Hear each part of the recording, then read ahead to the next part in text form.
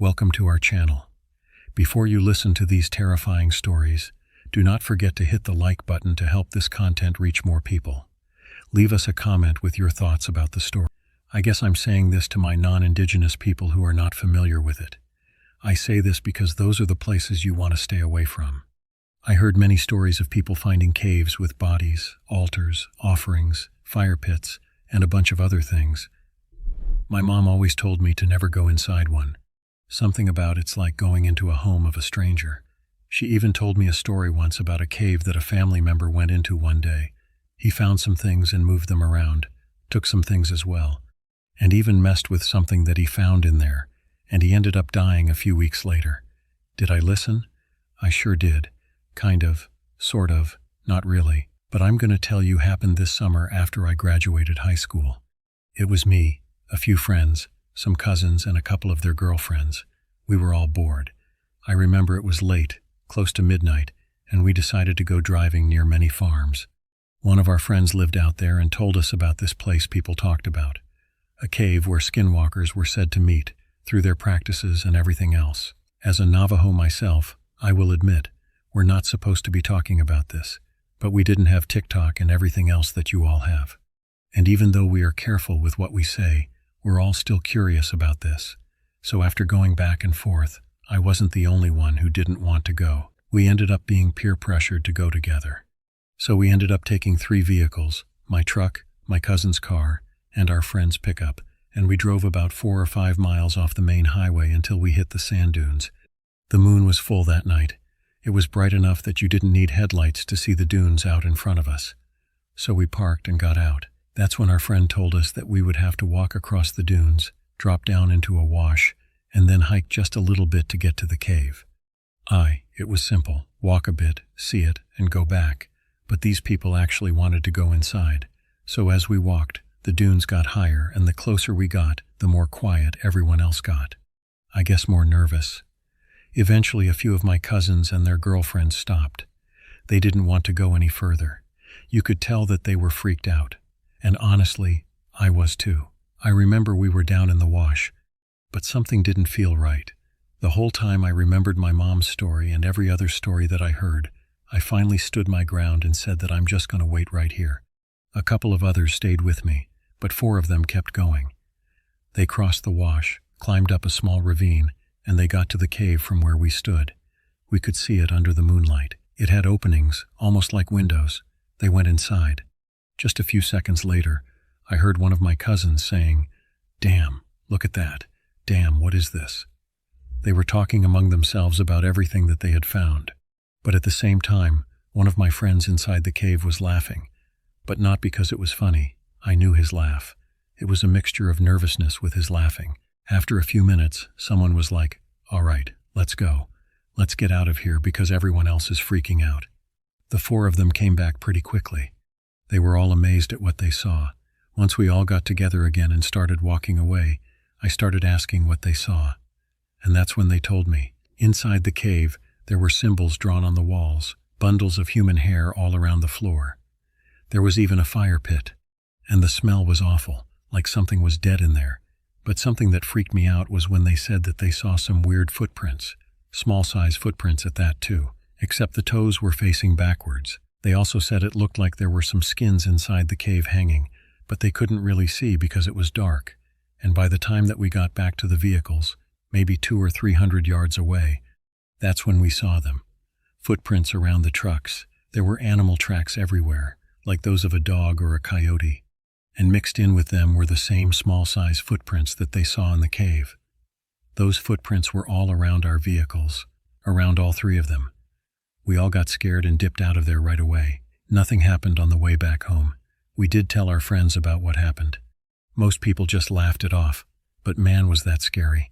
Was something watching us, or was something coming back to the cave? Nobody, and I mean none of us, went back to that cave, because you know what they say.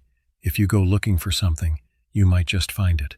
Some people would call me a professional outdoors man. I spend a lot of time out in the wilderness, fishing, hiking, camping, but best of all, hunting.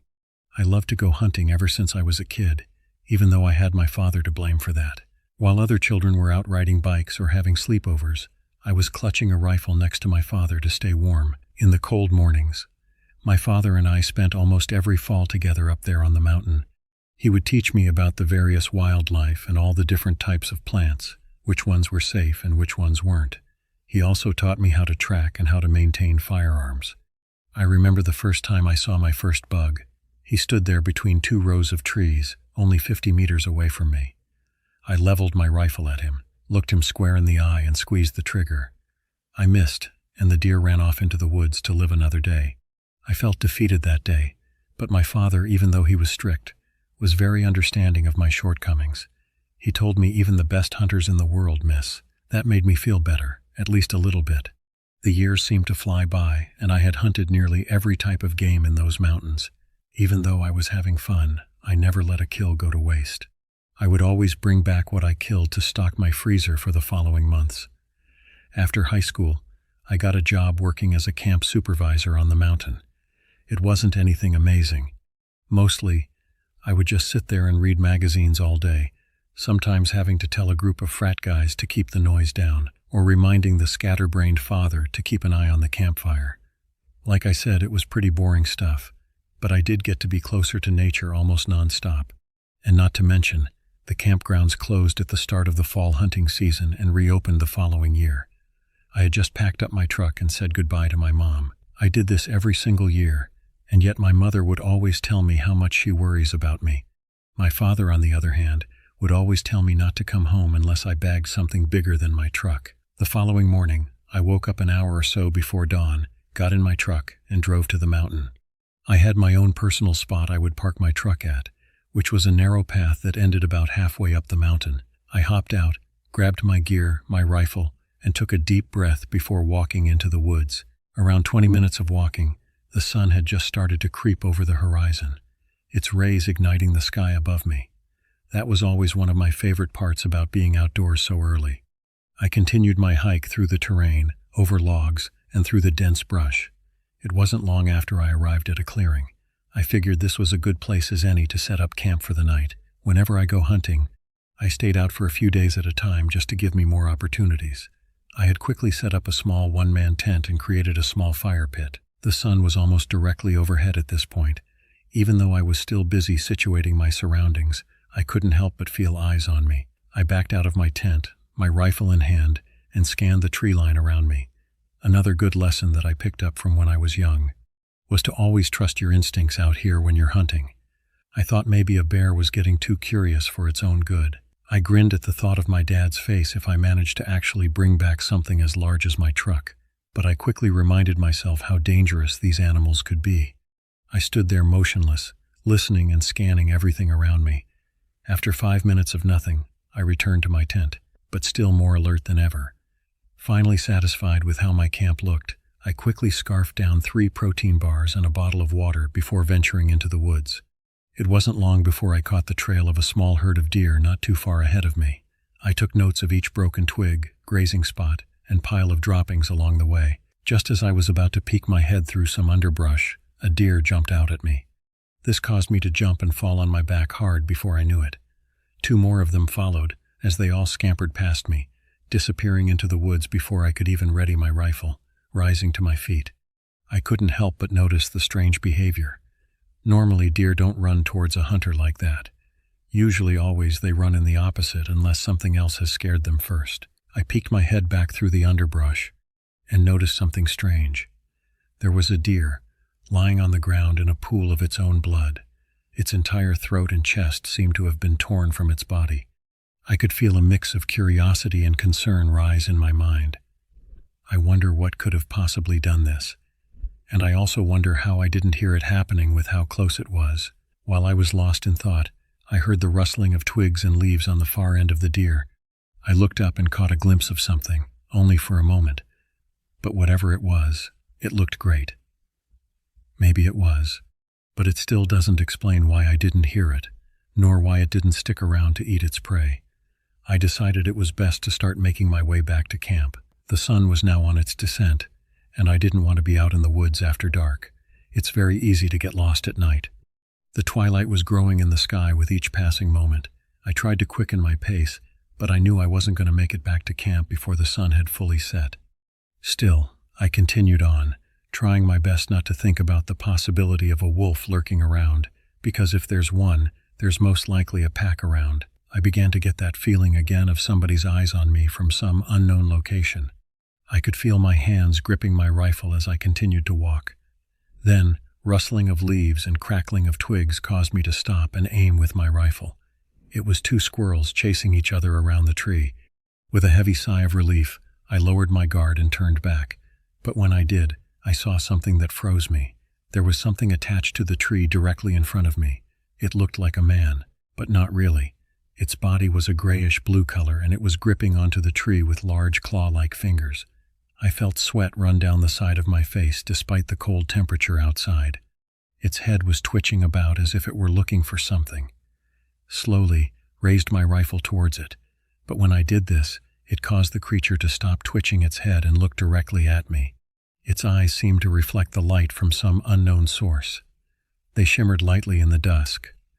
I wasn't sure what I was actually looking at, but my instinct told me that it wasn't friendly. I steadied my breath, lined up the shot, and fired. The gunshot echoed through the forest as birds and other creatures scurried away from the sound. The bullet hit the creature, and when it did, a new sound replaced the gunshot. The creature let out a shriek, a chamber another round, not wanting to take a chance. Yet when I did, the creature was gone. I scanned the trees and the nearby ground, but there was no sign of it. I know I had hit it, but I wasn't about to stick around to make sure. I continued my journey back to camp, but when I got there, I found my entire campsite completely ransacked. My tent was shredded, and all my supplies had been scattered about. Just then, I heard something behind me. I slowly turned and was only a few feet away from this creature that I had just shot.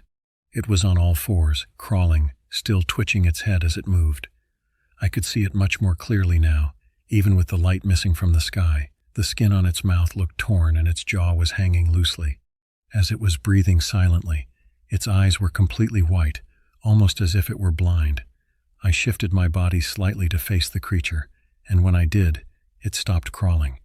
Its milky eyes were looking directly into mine, and in a split second, I pulled my rifle up and fired, but that didn't do anything to stop it. It leaped through the air and knocked me down. Its large claw-like fingers were scraping at me while its mouth, filled with razor-sharp teeth, snapped in my face. I was trying my hardest to keep it from biting me by holding it back with the body of my rifle. The distinct was strong. I rocked from one side to the other and used the momentum to throw the creature off of me. It scrambled to its feet, but I was faster this time. I took a quick breath and squeezed the trigger, catching the creature in the head. It wheezed and fell back. That's when I got up and began running towards my truck. I looked back only once, and when I did, of course, I saw no sign of the creature I had just shot. Panic set in as I jumped over logs and tore my clothing on branches. I was just praying that I was going the correct way the entire time.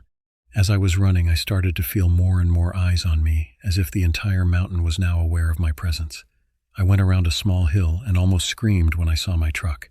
I got into it and drove out of there. When I made it home, my mother was happy and my father was concerned that all my cuts and wounds.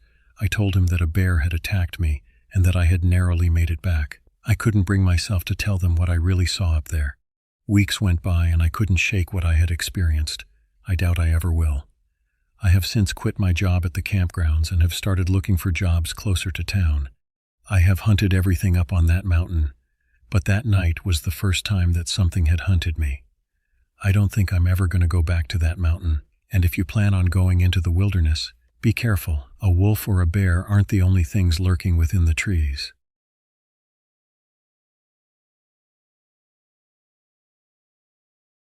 Where I live, there aren't that many woods because the winds are so strong that they destroy most trees before they can grow.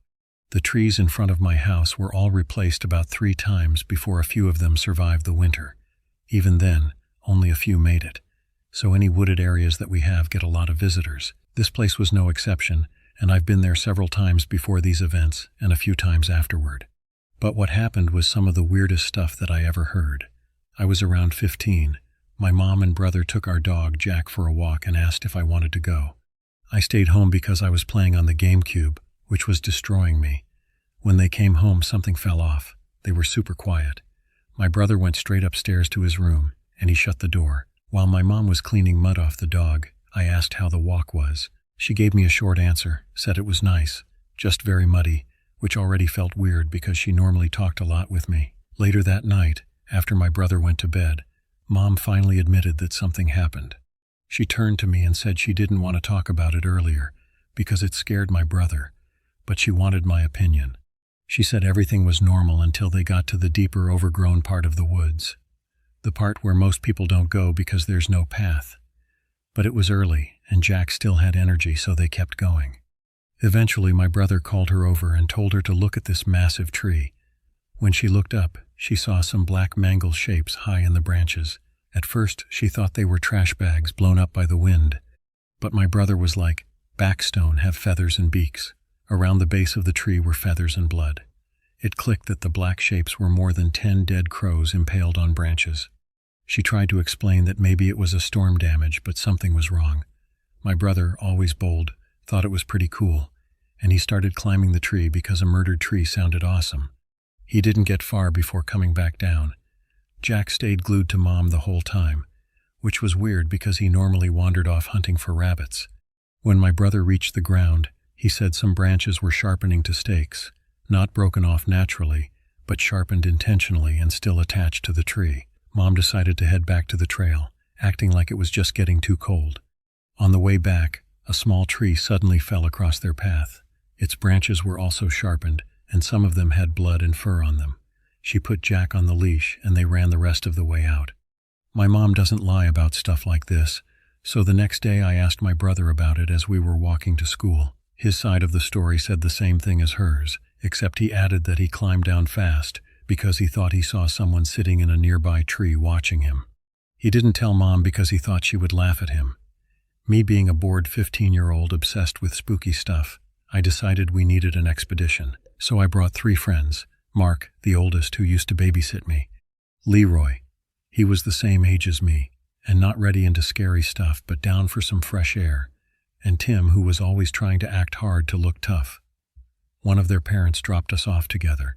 We messed around in the woods, skipping stones, grabbing sticks like we were hunting the murdered tree man. Eventually we got to the end of the trail and I realized I had absolutely no clue where the tree was. My friends called me a dumbass for a while before we agreed that a tree covering dead crows couldn't be that hard to find. We scanned the treetops as we walked. Tim and Leroy kept quoting the movie Predator, while Mark and I talked about parties and how bad we were at being quiet. Eventually Leroy called us over thinking he found it, but instead we found what seemed to be a shelter made up of branches tied with twine and also covering a bunch of other things. Inside was a tree stumped a little table. The wood looked fresh and recently cut. The ground was clear of leaves and there were sharpened sticks nearby. Someone had definitely been using it. We ended up moving on, a little bit more quiet now. After wandering around, we finally found the murder tree. Just like Mom and my brother described, the top third of the tree was full of impaled crows. The tree was about 30 feet tall. It was too tall for this to be some random accidents, especially with the sharpened branches. We tried coming up with some sort of explanation, but none of us believed it. I kept scanning the treetops, expecting to see someone watching us. Didn't tell the others about what my brother saw, so I kept that part to myself. We went a bit further and sat down to eat lunch. Nobody wanted to climb the tree, and after lunch, we pushed deeper into the brush, and soon we smelled something awful. Leroy said it smelled like something dead. I had smelled rotting animals before, and even bodies. And he was right. We followed the stink and found it. It was the remains of a sheep. It was shoved between some rocks. It was basically skin and bones. Everything else was stripped clean. Somebody had done this. When we poked it loose with sticks, we found an entire pile of older animal remains underneath. Dark, decomposed. Some of them looked like birds, maybe a rabbit. It was a whole dumping site, and that's when we decided to get the fuck out of there. Mark led the way. Nobody said anything. Then Tim suddenly cursed and remembered he left his bag where we ate lunch. We told him to leave it, but he said his mom would kill him because it had her Tupperware inside. So we ended up going back. When we got there, Tom reached for his bag and jumped back like something bit him. He went wide as a sheet and told us to look inside. There was a freshly dead crow stuffed in his backpack. I grabbed the Tupperware. I told Tim that he needed a new bag and we took off running. I rolled my ankle on a fallen tree until I had to be half carried by Mark and Tim while Leroy kept watch. Then Leroy suddenly yelled that he saw someone moving at the top of the slope behind us. Right then, a man stepped out of the bushes into our path. He looked like a normal local guy, but he was carrying a double-barreled shotgun broken over his arm. He stared at us with a hard expression, then he softened a little. He was like, "You kids shouldn't be running around the woods without an adult. You could run into something." We asked what he was doing out there. He said someone broke into his barn, stole the sheet, and he found a hole in his fence, bleeding into the woods. He brought the shotgun in case he saw something on the way back. He offered to walk us back to his house to call our parents. It turns out that he knew the dad of Leroy, who was a veteran. My ankle was swollen badly enough that I missed 2 days of school. We didn't talk about it after a few weeks. Tim's mom was pissed about the backpack, but nobody ever really knew what happened out there. I've back since, and the woods have been opened up with new trails, but I still think that maybe someone was messing with us. I wouldn't say it was a creature, most definitely not a skinwalker. Maybe a person, someone who lives out there, who has killed animals, watched people, and possibly practiced something that could have turned into a murder. Someone who saw us and who let us leave as well.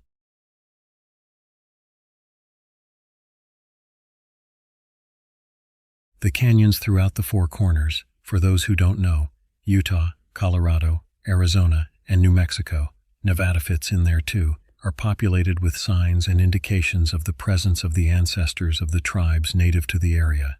Most common are petrographs and petroglyphs, drawings on stones, the remains of cliff dwellings, and ancient roads, which seem to run to nowhere. There are also man-made structures of stone houses and temples. Most of these areas are accessible to visitors. However, they are also monitored by local and tribal authorities which protect them and ensure their preservation. That being said, it is not uncommon to find graffiti and other evidence of disregard for these historical sites. Several years ago, a friend of mine, a local Hopi guide for the tourists, and I are poking around these ruins. It's already dark, but if you are going to go to these places for the reason we go, see if there's anything of value that hasn't yet been recovered. You have to go at a time you're likely not to be seen. I have gone to other similar places with this guy, and we had some luck with small relics that tourists will buy. By the way, I am Hopi as well. We are only there for a short period when we hear something moving towards the ridge, and only a few yards from where we are. My friend takes a pistol from his waist and points it over to the trees. He's calling now in our native language some words we both are generally used to ward off dark spirits. By the sound of things, whatever is out there is getting more bold and coming closer, but we still can't see anything. At the same time, there is this feeling of dread building up inside of me, and I'm thinking too how nice it would be to have a pistol instead of the flashlight that I am carrying. At this time, we're both thinking Skinwalker, but just part of who we are as Hopi. My friend then starts backing the two of us towards the edge, running up and over our heads.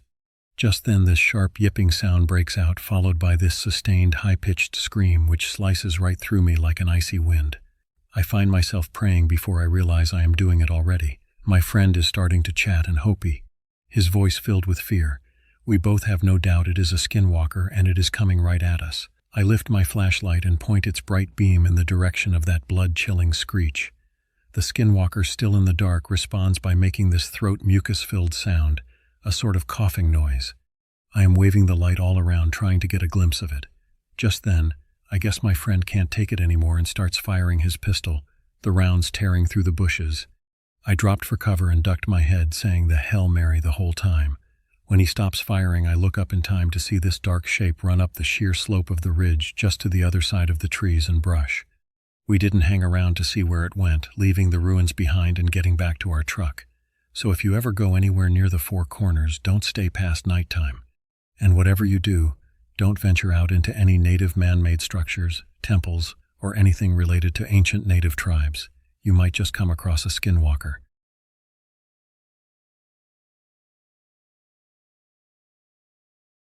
My grandfather told me a story once as we sat around a campfire in his backyard in the cool night of the Arizona desert.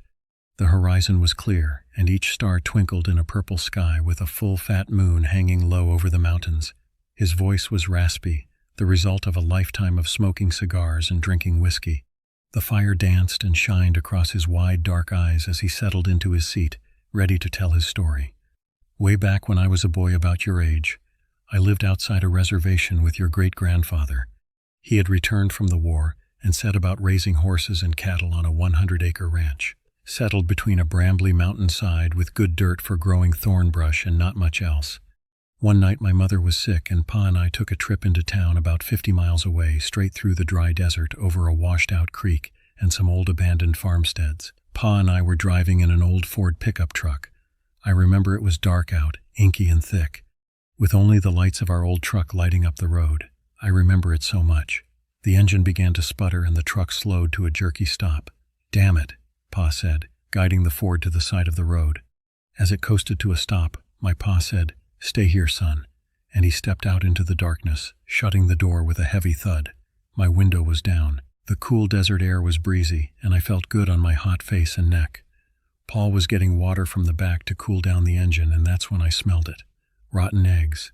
Strange, I thought, to smell sulfur in the desert. My nose also picked up the smell of one of those dead, bloated cattle that would drop from the heat and lay there until the crows pecked enough holes in their hide to cause the whole thing to explode. It stunk, and I gagged. My skin started to tingle too. The back of my neck felt itchy, and my face started to get very hot. The wind stopped blowing with the stink filling the cab. "Pa," I called out. No answer. My heart started beating, and I felt such a fear in me, in my bones, in my chest. I tell you, I never felt fear like this. Not until Vietnam. Not until I saw men dying around me. I locked the door and reached over for my Pa's door and saw a shadow bound across the road through both thin beams of light across the partly open hood. Grandfather Pa's telling the story. He spit a fat piece of tobacco to his side, and he looked very pensive into darkness. I realized I was holding my breath and gasped for air. The night was breezy, but I was sweating and clammy. "What about your father? What did you see?" My grandfather, continuing the story, sighed. "A creature." He shook his head. "You have to understand. There were legends, old legends, much older than what's out there in the valley.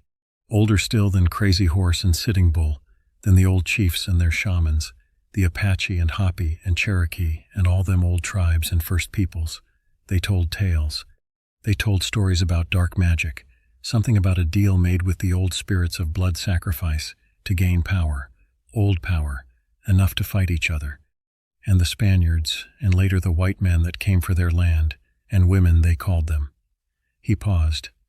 Grandfather took a deep breath and looked towards the fire to the sky, the desert, the creek, the moon, the sun, and then leaned a little bit and said they would call them skinwalkers, old warriors, resurrected as skinless men, walking on deer legs, with the torso of a man and the head of a coyote, but they were messed up, long and disfigured, teeth like a bowie knife, long arms, and standing 7 feet tall, even hunched over. They would gut the old cowboys and white riders. They'll run through the bullets, part the Spanish armor like it was a potato sack, and boy, could they change their voice to match a person you knew or might know. And that's what I saw, big and fast. Only for a second, it ran across the road, gray and molted, muscle flexing under its legs, clomping on the road.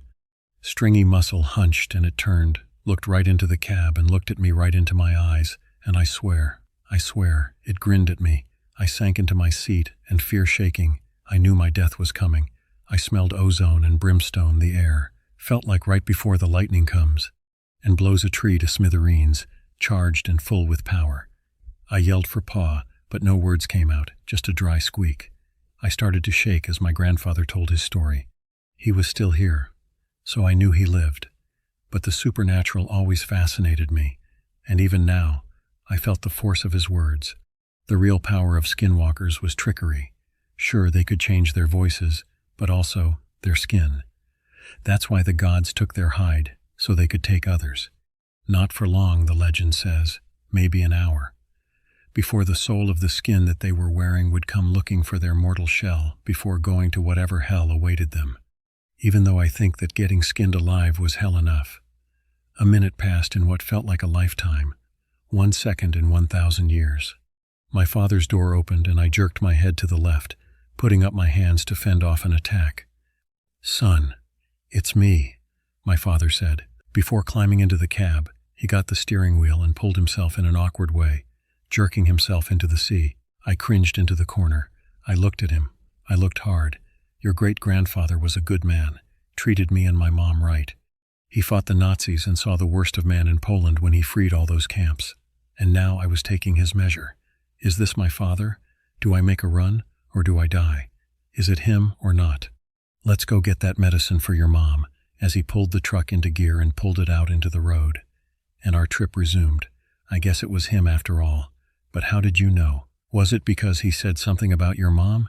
I knew, because out the window, out the corner of my eye, I saw that same beast running 50 miles an hour, right next to our car, looking at me, with those yellow eyes and grinning mouth.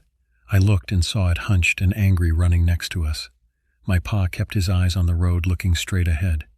Son, he said, don't look at it. That's how I knew it was my dad. He knew what to do. And he kept telling me to just keep looking straight ahead and to not look at whatever was around us, running.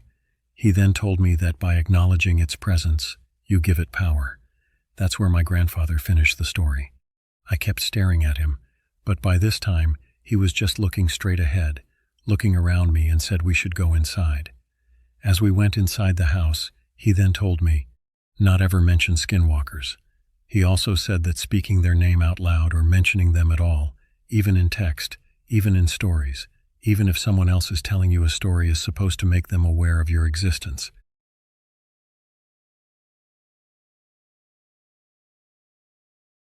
So you think you're safe from these things because you're not indigenous. Many people, even many people from the rest, say that because they are outsiders, they aren't part of our tribe, can actually go wherever they please, that they are immune to these things because they aren't native, that they can hear all the stories or even try to find one of them without any consequences. I think otherwise, from experience that is. I'll share my story with you.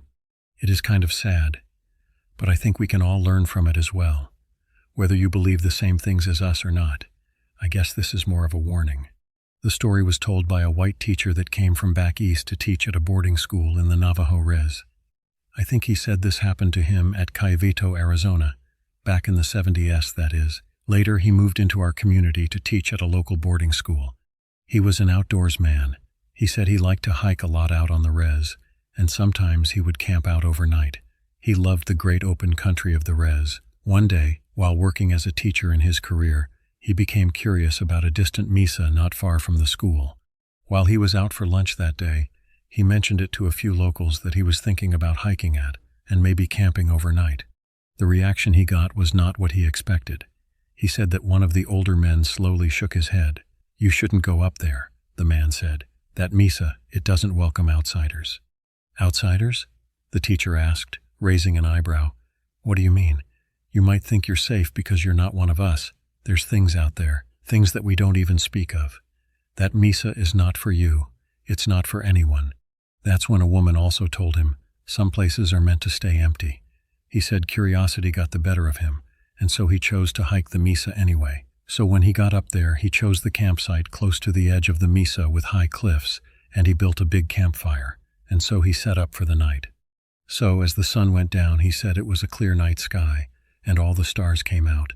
You could see for miles and miles in all directions from this mesa top. Big campfire could also be seen from miles away from any direction. Then, as he settled in, he was looking out into the big open country. He said that's when he first noticed the red light shine far off in the distance. It appeared to be moving towards him, and it was also moving pretty fast. Now, he said the space was miles long. He said the red light was blinking on and off, and every time he saw it, it was closer than before. At first, he thought it might be a vehicle in the distance. But the way it was moving, zigzagging, covering vast distances real quick, he knew it was in a vehicle. There's no way it could move that fast. He said it looked like a small glowing red orb. As he was watching, he said it reached the base of the cliff. It blinked out and disappeared from view. All he could do was sit there, staring, wondering what it was. He said that it could have been some light that he had read about. After all, he was a teacher. Maybe it was light being refracted from a distant source or caused by heat waves interacting with the cold night air. A whole bunch of geeky shit like that. Now where he had set up camp was at the edge of a sheer rock cliff that actually rolls a couple of 100 feet straight up. After the red light disappeared, he went back to sit by his campfire. As he continued enjoying the environment, he said he began to hear strange noises coming from the direction of the cliff's edge. At first, it sounded like wind brushing against the rocks, but then it got louder. Low grunts, snorts, and a scrape of claws on stone. He assumed it was some sort of animal, but something about it was wrong. The sounds were too heavy, almost like if something was pacing back and forth just out of sight. He said he felt his heart begin to race as the noises grew closer, and then, without a warning, an old man appeared. He was pulling himself over the cliff. His eyes were shining in the firelight as he stared at the teacher. It was only after a long, tense moment that the old man turned sharply, leaned back over the edge, and disappeared into the darkness below, making animal-like sounds as well. And yes, the teacher did tell us how he looked.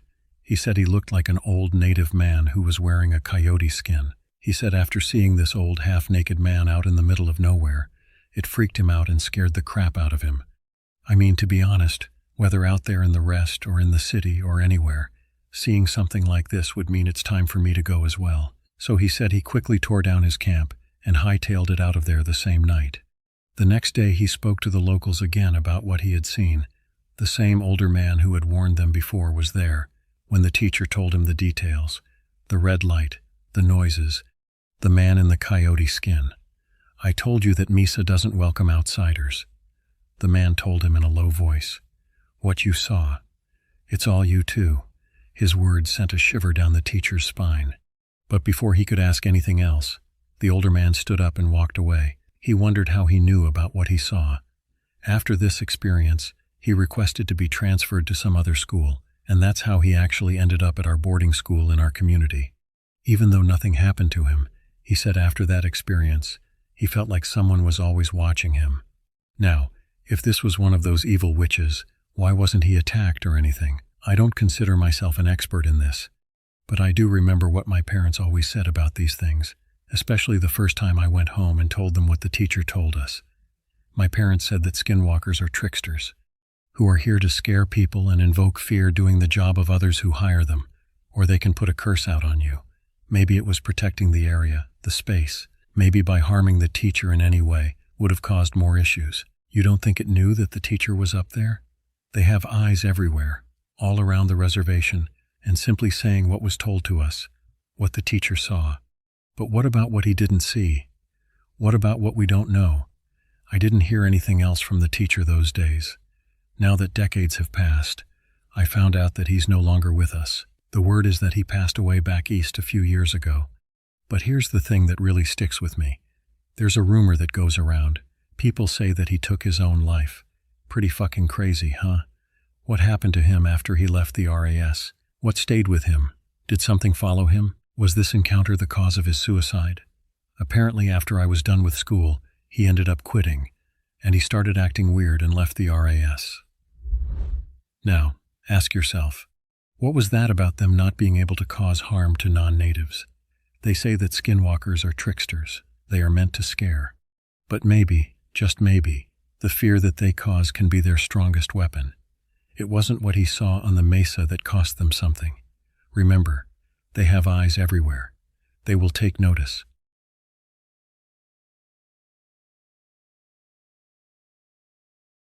This happened a few years ago in South Utah. My family and I have some friends that live on the Navajo Res, near the bottom of Utah. Our family is in Navajo, but my parents had met some friends a while back who are. Now, my parents had always told me about the legends that their friends had told them. I was never really scared of them because, to be honest, I didn't believe they were real. Well, we had talked to our friend Joey about coming down to the res and camping with him for a few days.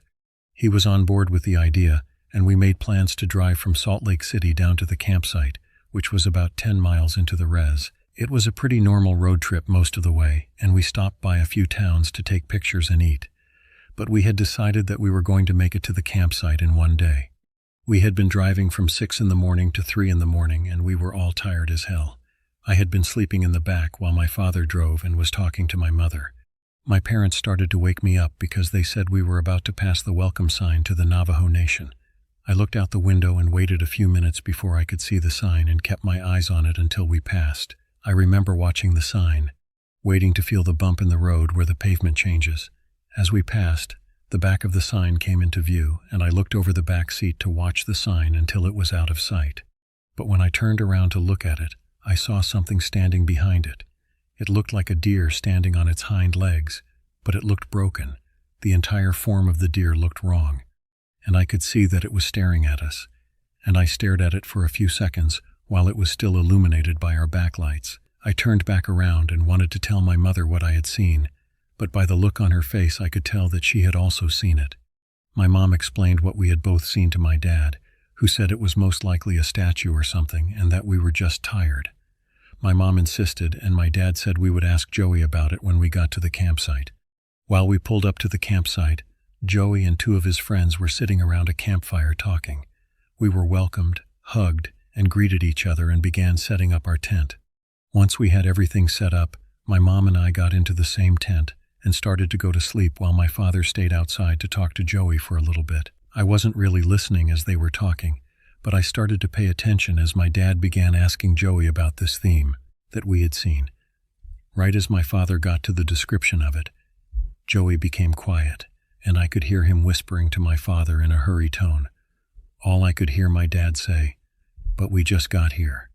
About a minute after that, my dad quickly got into the tent with us and told us that we needed to go. My mom and I were annoyed by this. That's until we saw that Joey and his friends were also packing up their stuff as quickly as they could. I asked what was going on, but the only answer I could give was, "Just get in the damn car right now." The scariest part at that moment was the way Joey was looking around the campsite. I had never seen my dad or anybody else move so quickly and pack everything up. As soon as we got everything in the vehicles, Joey told us we needed to stay somewhere off the rest, and that he and his friends would escort us. He made it very clear that we needed to stay on the phone with him until we got to a hotel. We all agreed and began to drive back from where we came. It was mostly a sighting ride until we started coming up on a wall of rocks in the road. As soon as we could tell what it was, Joey started screaming in the phone that we needed to either go through it or go around it, but that we needed to do it quickly. My dad drove around the rocks, carefully moving the vehicle, trying not to pop a tire while still trying to make it out of there quickly. As we started pulling back onto the road, that's when we heard a scream, or more like a screech, coming from in front of the vehicle, maybe about 50 feet away. Joey only said, "Keep driving," which was enough to prompt my dad into driving faster than he had ever driven before. We made it to a hotel, and Joey refused to speak about what just happened. The only thing he said was that we needed a blessing of some sort before we left.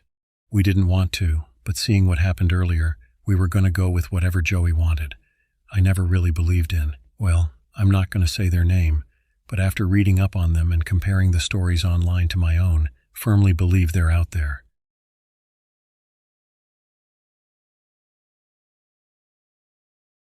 First pulled into my driveway after a long day at work, I caught a glimpse of it, a snowman.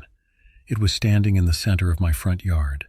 I stepped out of my car and trotted through the ankle-high snow that had fallen the night before. I walked up to the creation and looked at it.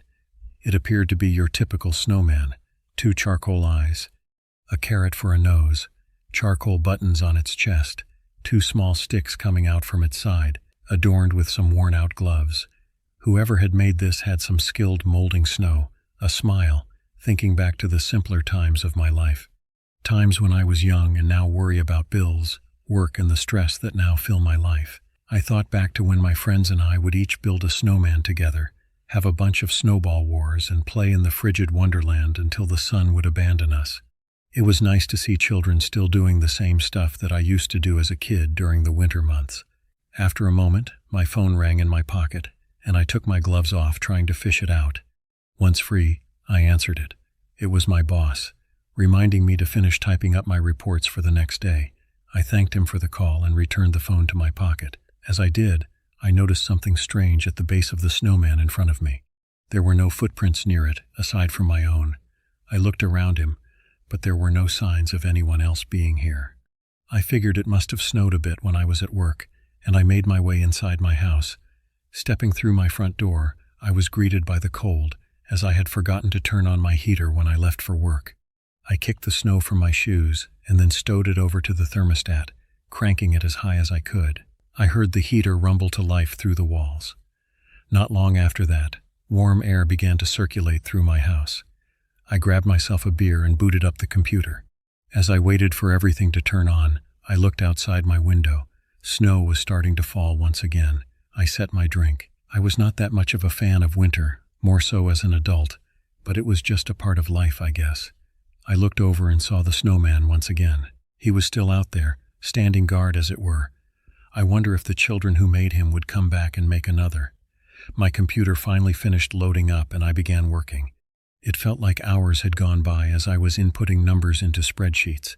Even though when I looked at the clock, only 45 minutes had passed, I let out a heavier sigh than before and I rubbed my eyes. I leaned back in my chair and looked out my window again. This time around, I noticed something different. The snowman was gone. I got up from my chair and walked over to the window. It was a bit hard to see through the snow, but after a moment of scanning, I found it. It was about 6 feet to the left of its original spot, or at least I thought it was. I stared at it, wondering if it had even moved in the first place. I could have sworn it was closer to the driveway when I pulled in. I had to be imagining things. There was no way it could move, let alone move that far. I made my way to the kitchen to make myself a sandwich. Fatigue and hunger were most likely just getting the better of me. After making my snack, I walked back into my office and sat down in my chair, ready to continue working. I entered a new set of numbers, but something told me to look out my window once more. So I did, and what I saw almost knocked me out of my chair. This snowman was only a few feet away from my house, facing my window. I could feel my heart in my chest as I struggled to regain my bearings. I got up from the chair and walked over to the window itself and looked closer. It was definitely standing there, but it had definitely moved. I wasn't sure what to think. The kids, or the kids who had built it, were obviously still around and wanted to mess with me, but moving such a large mass of snow had to be difficult. I grabbed my coat, put my shoes on, and opened my door, ready to give these kids a piece of my mind for messing with me. But when I did, my hand remained glued to the handle as I stared again at the snowman. He was now back in his original spot near my driveway, as if it hadn't even moved in the slightest. Fucking impossible. I knew what I saw, and there was no way it could have made it back to that spot in such a short amount of time. I looked around my porch for any sign of the troublemakers, but there was nobody to be found. I gave one more glance at the snowman before going back inside. I went back to my office and drew the curtains on my window. I tried my best not to think about it and simply focused on my work. After putting in the last bit of information into the spreadsheet, I finally looked at the clock. 2 hours had passed. I printed out the data and placed it in my briefcase. The sun had already set outside and I thought about looking out the window, but I decided against it. I walked into the living room and turned on the TV instead. Not 2 seconds after I sat down on my couch, there was a knock at the door. Annoyed, I grunted as I peeled myself off from my seat. I gripped the knob, but at that moment, something inside of me was telling me not to open the door. I waited for a moment, then against my instinct, I opened it. A flurry of snow gusted inside, but there was nobody standing there. I took a step outside and looked around. Nothing. I looked over to where the snowman was. Nothing. Wait, the snowman was gone. I scanned through the darkness looking for it, but it was nowhere to be found. Maybe the kids took the snowman and messed with somebody else. I shut the door and decided it was time for bed. I shut off the TV and went into my bedroom. After getting changed and brushing my teeth, it was time to put this day to rest. I was woken up not too long after by a knocking. Once I realized where the knocking was coming from, I didn't even want to move from my bed. I could feel ice starting to form in my veins as I checked the clock on my nightstand. It was 3 a.m. The knocking sounded again. I felt my body shake as my eyes fixed on my bedroom window. The glass vibrated as another knock sounded. Quietly, I got out of my bed and went over to the window. I gripped the edge of the curtains and gently peeked behind them. The fucking snowman was standing there, mere inches from my window. I got nervous, but even more angry that these kids were still continuing. Then, the snowman's head began to turn on its own. It slowly twisted to the right until its black eyes locked with mine. I felt my stomach rise in my throat and shut the curtain immediately. I ran over to my phone and called the police. When they asked me what was going on, I had to come up with something other than a living snowman. I told them that some kids had been playing a prank on me, and I asked if they could send a car to check it out. They agreed, and not long after, there was a knock at my door. The officer was rubbing his hands together to stay warm when I answered. I explained the whole snowman situation, excluding the part where its head moved. The officer nodded and took a walk around my property. About 10 minutes passed before the officer came back and told me there were no signs of anyone, and even more important, no signs of any snowman. I thanked him for taking the time to check it out, and he laughed. I stayed up the rest of the night until the sun rose.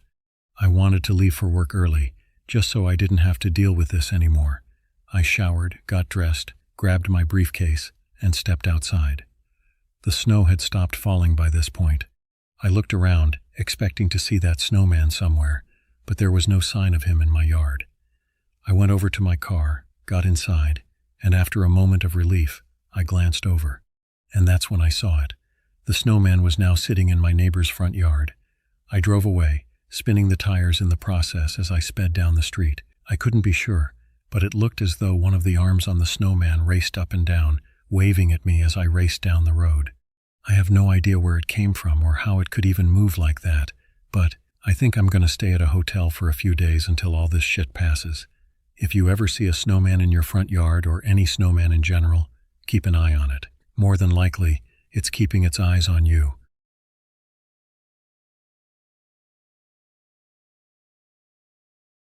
I've a park ranger for the better part of a decade. It's both a demanding job and one filled with enjoyment. I'm sure some people out there don't care too much about the great outdoors, but I do. I remember back when I was a kid, I would spend countless summers begging my parents to take me camping at the park. My mother wasn't too thrilled with the idea, but my father would still take me, even if she wasn't up to it. My dad and I would spend almost every summer out in the woods, hiking and fishing. It was the age-old cliché of father-son bonding time, but I supposed it's a cliché for a reason, right? I never grew tired of it, even as I grew up. Eventually, I learned that you can make a living working in a place like this. At the time, I had very little concept of park rangers and what they do. To me as a kid, I just thought that there were police officers with funny hats. Don't tell anyone, but I still kind of think that. After high school, I went to college, and during my last 2 years, I was lucky enough to get a job as an intern at a park not too far from the school. I would mostly do errands, but often the rangers would take me out on ride-alongs. We would drive around in a pickup truck and just enjoy the scenery. Sometimes they would have to tell a couple of people to hit the bricks, but other than that, everything else was a breeze. After finishing college, I applied to become a ranger myself and was lucky enough to be selected.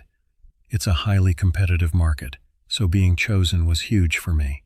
My very first day on the job, I'll never forget it, mostly because everyone I worked with never let me forget it. I was walking out of the ranger lookout. I guess I wasn't paying attention and I missed a step. I tumbled down the stairs, spilling my coffee all over me. I swear the laughing could be heard for miles. Aside from that unfortunate misstep, it's been an enjoyable ride, to say the least. Over the course of my career, I dealt with numerous events. The first major one that I could remember would have to be the time a group of kids had gotten a hold of some fireworks, which aren't permitted in the park. They had set a few of them off, and we were called out to investigate. We arrived at the location not long after the report was made, and lucky for everybody, no damage was done to the park or the kids. We escorted them back and called their parents to come pick them up. One kid damn nearly wet his pants when I told him that I spoke with his mom. I couldn't blame him. She sounded like the wrath of God even when she was speaking to me. Other than that, there have been a few domestic disputes at the nearby campgrounds. Those happen actually quite frequently. People often get stupid when they get drunk, so we calm them down or ask them to leave, and since they don't want to pick up camp, most of the time they just go to sleep. But the worst day was a couple of years ago when a local kid from a nearby town had gone missing. We were all called in to be part of the search effort. Apparently, the boy had wandered into the woods and had gotten lost. We searched and searched for days, but in the end, were unsuccessful. I still remember his face on the flyer that his parents had made. But that brings me to the scariest day working as a park ranger. I'm sure that's why you're all listening anyway. It was a slower day in between spring break and summer vacation. During that time, there's a lot of visitors. So our roster was somewhat spread out. Not to mention we had some people retire recently, which actually left us pretty short-handed. I was stationed in the main ranger building at the entrance of the park, while Alan, another ranger, would be at the lookout further inward. After checking in and getting situated at the start of my shift, I watched out of one of the nearby windows as Alan hopped in one of the trucks and drove it to the lookout. I waited around 10 minutes before getting on the radio and telling him that one of his taillights was out. Another few minutes passed before he hopped on the radio and told me that he was halfway up the stairs, then had to head back down to check, and they were both fine. I laughed through the receiver, and I could hear him already pulling a prank on me. The day progressed, and I did a few patrols in the mornings, just to take some time to enjoy my surroundings. The nearby lake was glistening with the morning sun. Along the trail, I saw 2 hikers who returned a friendly wave as I drove by. I stopped by the campgrounds to see if we had any new campers. Sunset was very beautiful. The stars that normally fill the night sky are a sight to behold, and the sounds of the nocturnal forest coming to life as a sound is something I'll never forget. About an hour after sunset, Alan got on the radio. "Hey, John," Alan said. "What's up?" I replied. "Come out here," he said. The way Alan spoke was strange to me. He sounded a bit nervous, a little bit off. Maybe his nerves were getting the best of him. "All right, I'll be out there in a minute," I said as I exited the ranger station and hopped into the truck. As I drove out to the lookout, I radio Alan again to ask him if everything was all right, but the radio just crackled in response. I sighed, thinking he might be using the bathroom or something. Once there, I parked a few yards away from the tower's base. I hopped out of the truck and turned on my flashlight. As I was approaching the stairs, my boots sloshed into the muddy ground. It caught me off guard, as even though there were clouds in the sky all day, it hadn't rained a single time. I lowered my light and saw that the ground had a strange tint to the mud. What was weird was that as I looked at it, I noticed that the muddy ground seemed to lead away from the tower. I followed it to a nearby tree line that surrounded the tower itself.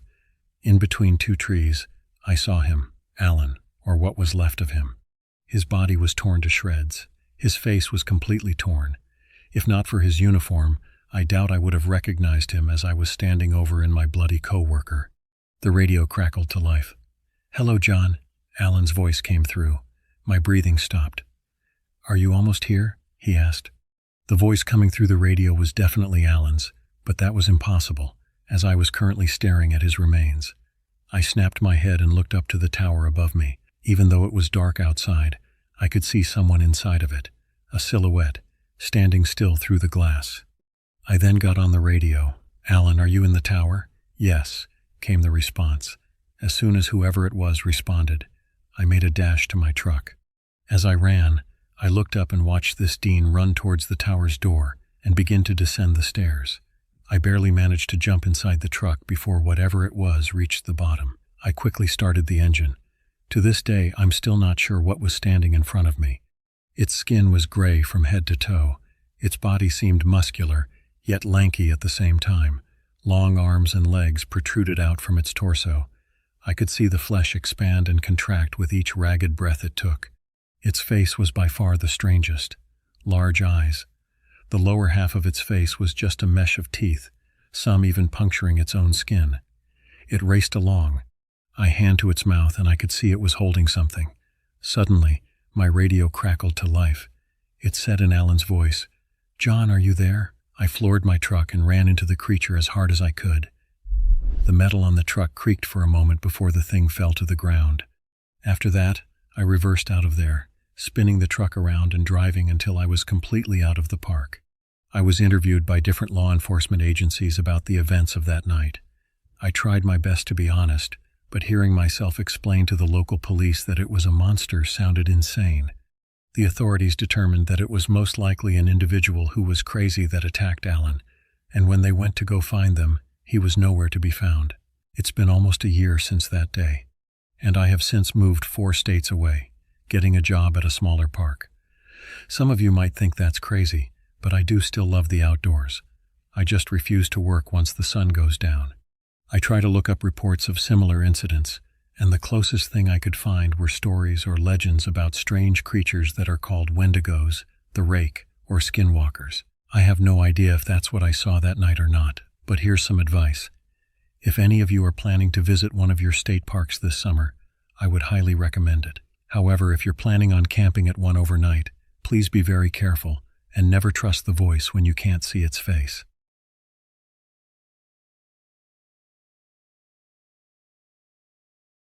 This happened about a decade ago when me and my wife were empty nesters, living in a small trailer out on the Navajo Res. We had been there a while now, not the perfect world, but we pulled through. Before I tell you anything, I have heard all the stories, rumors, gossip, everything growing up, but to be honest, I never really experienced anything before. Or maybe we just got used to all the noises. I don't know. The same stories you hear are not true. I just haven't experienced anything. That is, until an older woman, I'll call her Mary. She moved into a trailer home next to us. When Mary moved in, her grandkids were the ones carrying things inside. Boxes, old furniture, just a few things. And that same day, I met her son. He looked to be in his early 50s.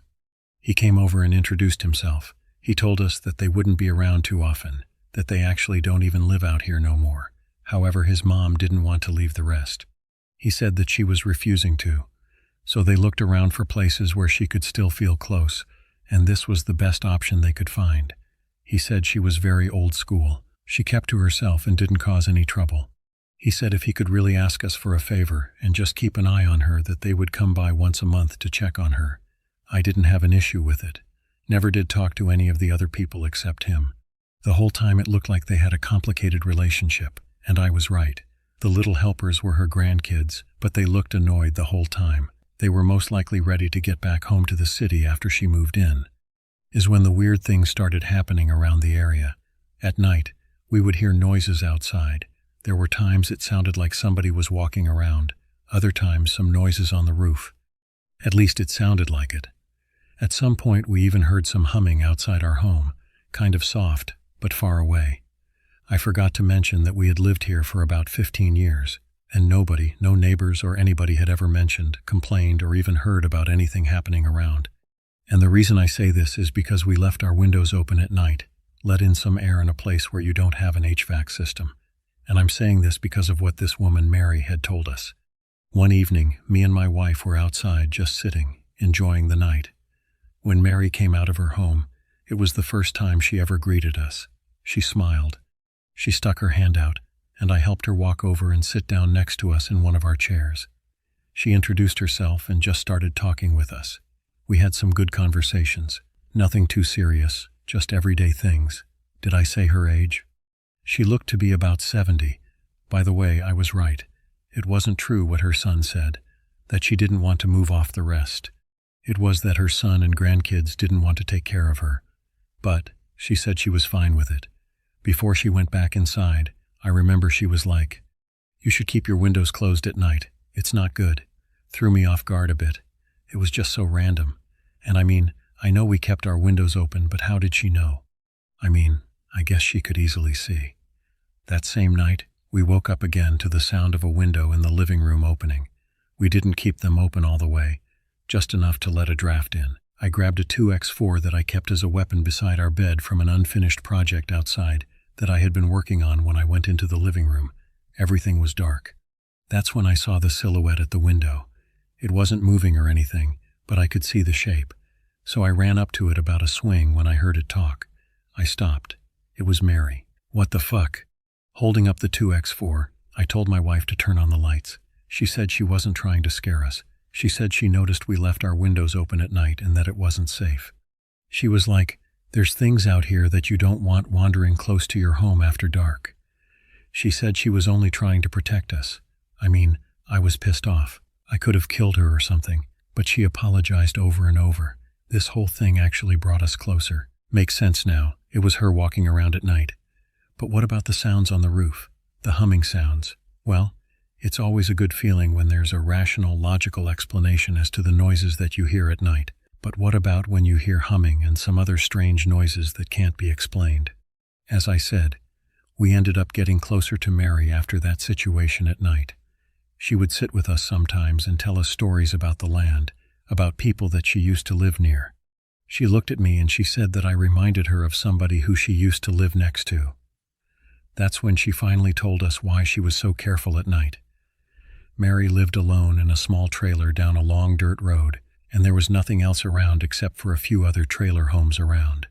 The trailer belonged to an older man who had passed away shortly before she moved in, and because of that, she was able to stay there real cheap, and within walking distance there was another one.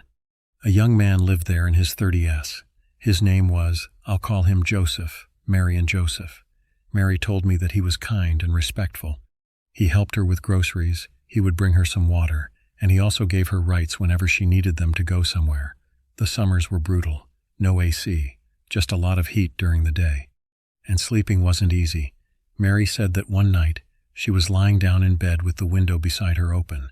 The screen had been broken long before she moved in, and the window took time to open or close. It had one of those old crane candles. As she lay there, half awake, that's when she heard somebody whisper her name, Mary. She sat up. At first, she tried to tell herself it was nothing. Maybe she was dozing off or something, so she laid back down. But then, she heard it again. Mary. This time, she knew it was coming from outside the window. She sat up and looked out into the desert. In the distance, she could see a big, hunched-over silhouette, standing still. It was far away, though, too far to make sense of the voice that she'd just heard, and whatever it was, couldn't have moved that fast. Terrified, she started closing the window, leaving it just barely cracked. When she looked back outside, the figure was gone.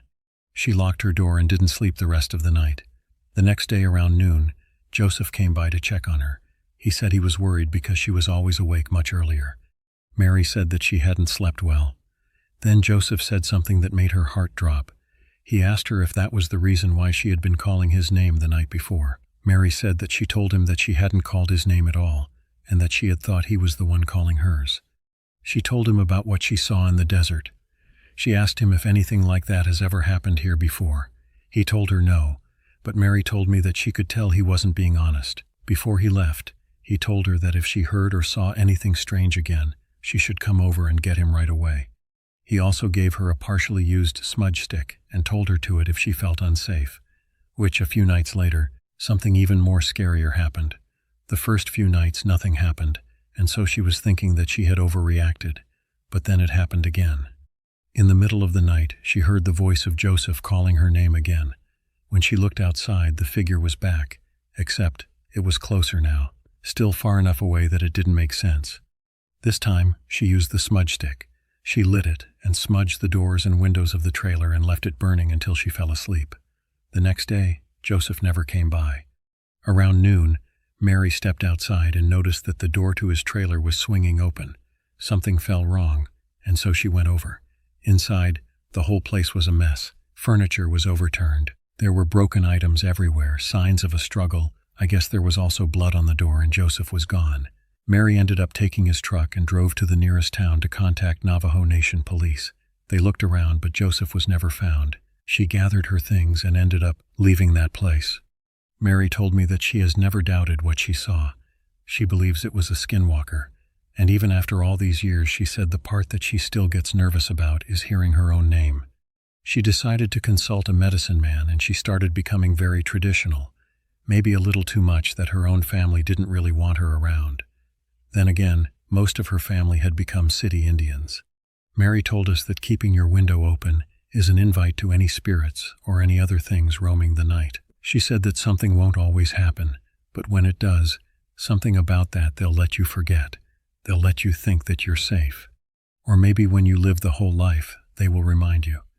Mary told us a lot of other things after that night. She said her family didn't believe her when she tried to tell them.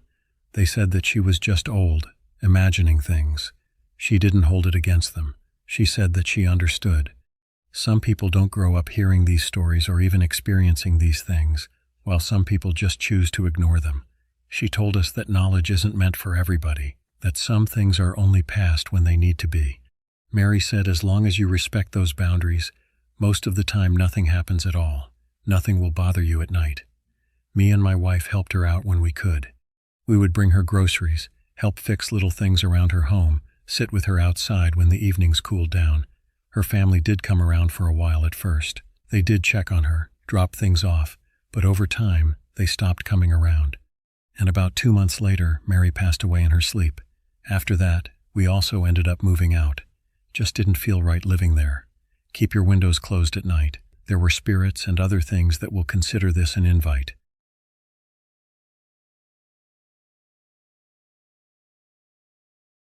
Was traveling back from Seattle.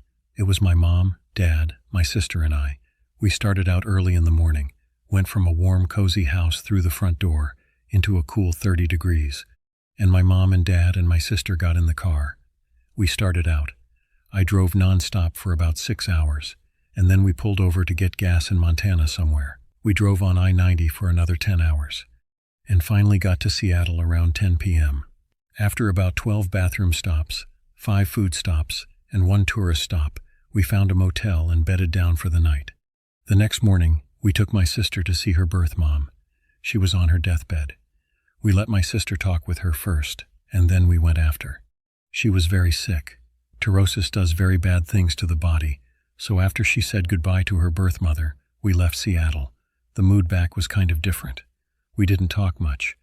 We stopped twice for gas, and then we made it all the way back to Montana, and Dad thought that we could take a shortcut through my old city and then turn on Highway 12, and it was going to take us through Bowman, North Dakota. So after about 13 hours of driving, I was getting a bit tired, but I got some coffee and kept driving. It was about 80 miles to Baker from my old city, so I put on some music and listened to the Cars, one of my favorite bands. I had driven about 40 miles and looked at my passengers. They all had their mouths wide open, catching flies. So I turned up the music and kept going. I then noticed there was a car behind me, quite a ways back, but it looked to be catching up to me pretty fast. I assumed it was a trooper, so I slowed down. It caught up to me very fast. He had his lights on, thought I was going to pull over, and he just went around me at a very fast speed. The car moved a bit when the airflow from his car hit mine. I grabbed the wheel with both hands to steady the car. I went over the long hill we were on, and he was already just a red dot in the distance. So I put the pedal down a little bit more and kicked up the speed. After driving about another 20 miles, I saw a bunch of lights up the road, a lot of police, and it also looked like a few ambulances. I figure, oh yeah, most definitely a wreck. I drove slowly to the site, and there was a trooper slowly walking to the car. I rolled down my window and he said, "Good evening, sir." I was like, "Hi, what's going on?" He then said, "We're asking all the drivers to be careful in driving on this road tonight. We had a driver hit an animal tonight, and they told us that there could be more around, so we're just letting everybody know to drive safe and be aware of any animals on the road." I was like, "All right, I'll be careful." But I noticed he had a strange look on his face and something just felt wrong. I drove by the accident, and I noticed that there was a guy being treated, and he was sitting on the back of the ambulance. There was also police standing around a gray blanket laying over somebody. I assumed that was the deer that was hit. I also noticed that there were people standing over by the fence. I noticed that they looked like they were all wearing the same clothes. One woman was being held by a tall man. She was crying, sobbing, and there were others too that were crying and holding one another. I then saw there was a guy from the press. There was a van there, and he was taking pictures of the accident. Let's be big news for this area. He took pictures of everything. I then yelled from my window, and I asked him what newspaper he wrote for. He said he wrote for the Star in my old city so that I could maybe look at the paper when it came out. I felt so bad for the people standing by the fence. We were so sad. And in all this time, my mom, dad, and even my sister slept through the whole thing, so I continue on. I made it home, and it went too bad. I didn't think too much of the wreck until about a couple of days later. We were in North Dakota, and I thought to check the My Old City Star, and they had one copy at the truck stop. I bought it, and I went through the pages. I finally found the article. However, my blood ran cold and I just froze. One picture that the reporter took, the people in the fence were in the way. However, they were not people. They looked disfigured, distorted even dear life.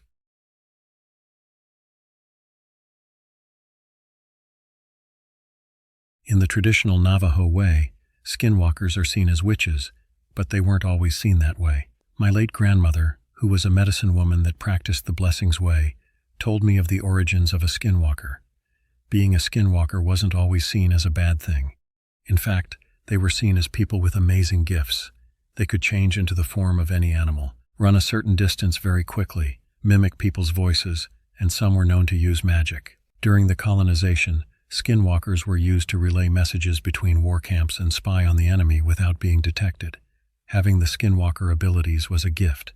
Whenever we lost, the good of the community took a back seat, and people began to focus on themselves instead of sharing what you had. People began to look after their own families, claiming property and livestock, and there were people that got the short end of the stick. Jealousy is a terrible thing. People became jealous of one another, wanted more fortunate people to lose what they had. They looked to skinwalkers who had otherworldly powers to do their bidding. Now, being a skinwalker is not a gift. You condemn yourself to a life of unhappiness and anger.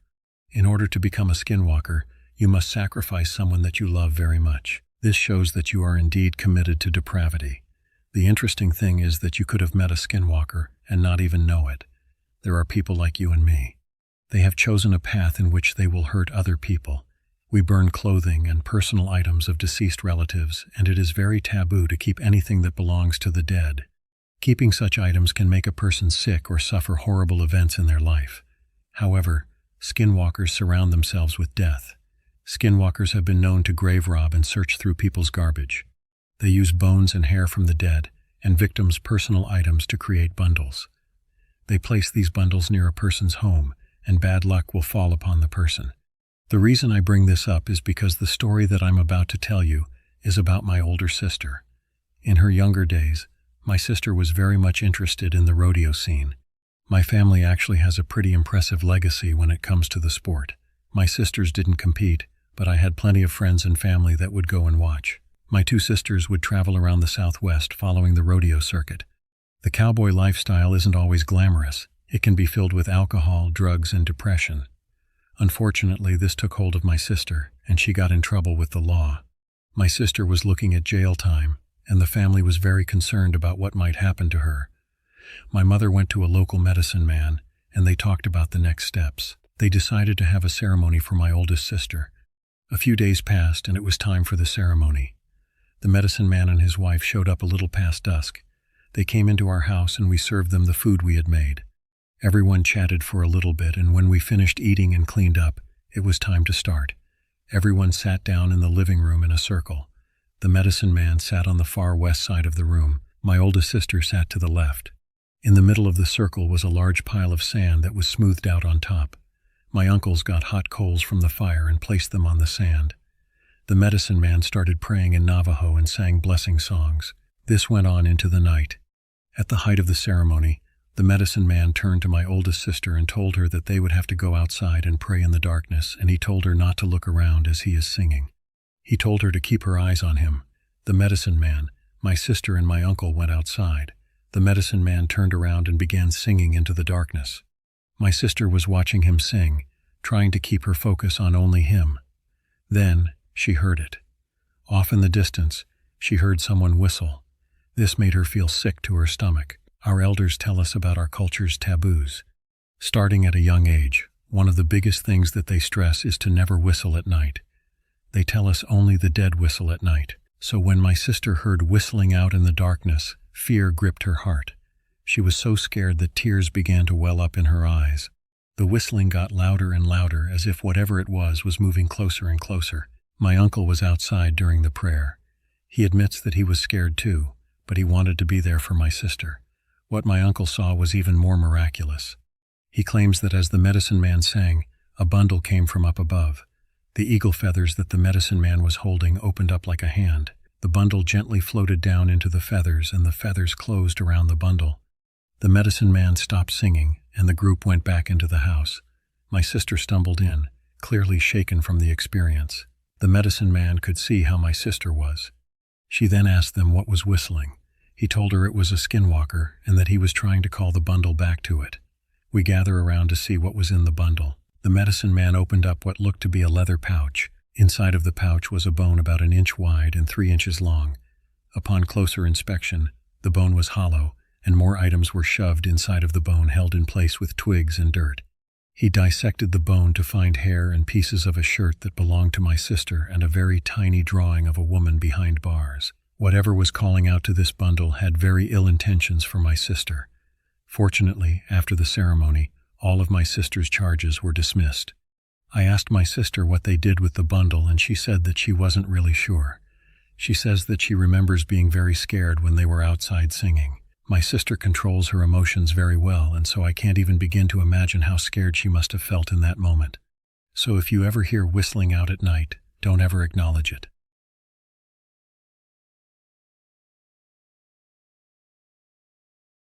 In my family, death has come through suicides, car wrecks, cancer, kidney disease, and also alcoholism. It's almost like we're cursed or something. That's what my friend Max told us.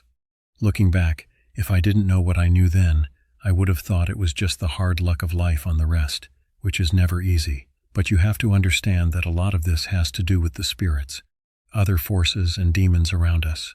We indigenous people have something in common with those who aren't native or indigenous. You see, almost every culture has a figure like this, something that brings both humor and a sense of danger, something that exposes the fear in people, and that would be a clown.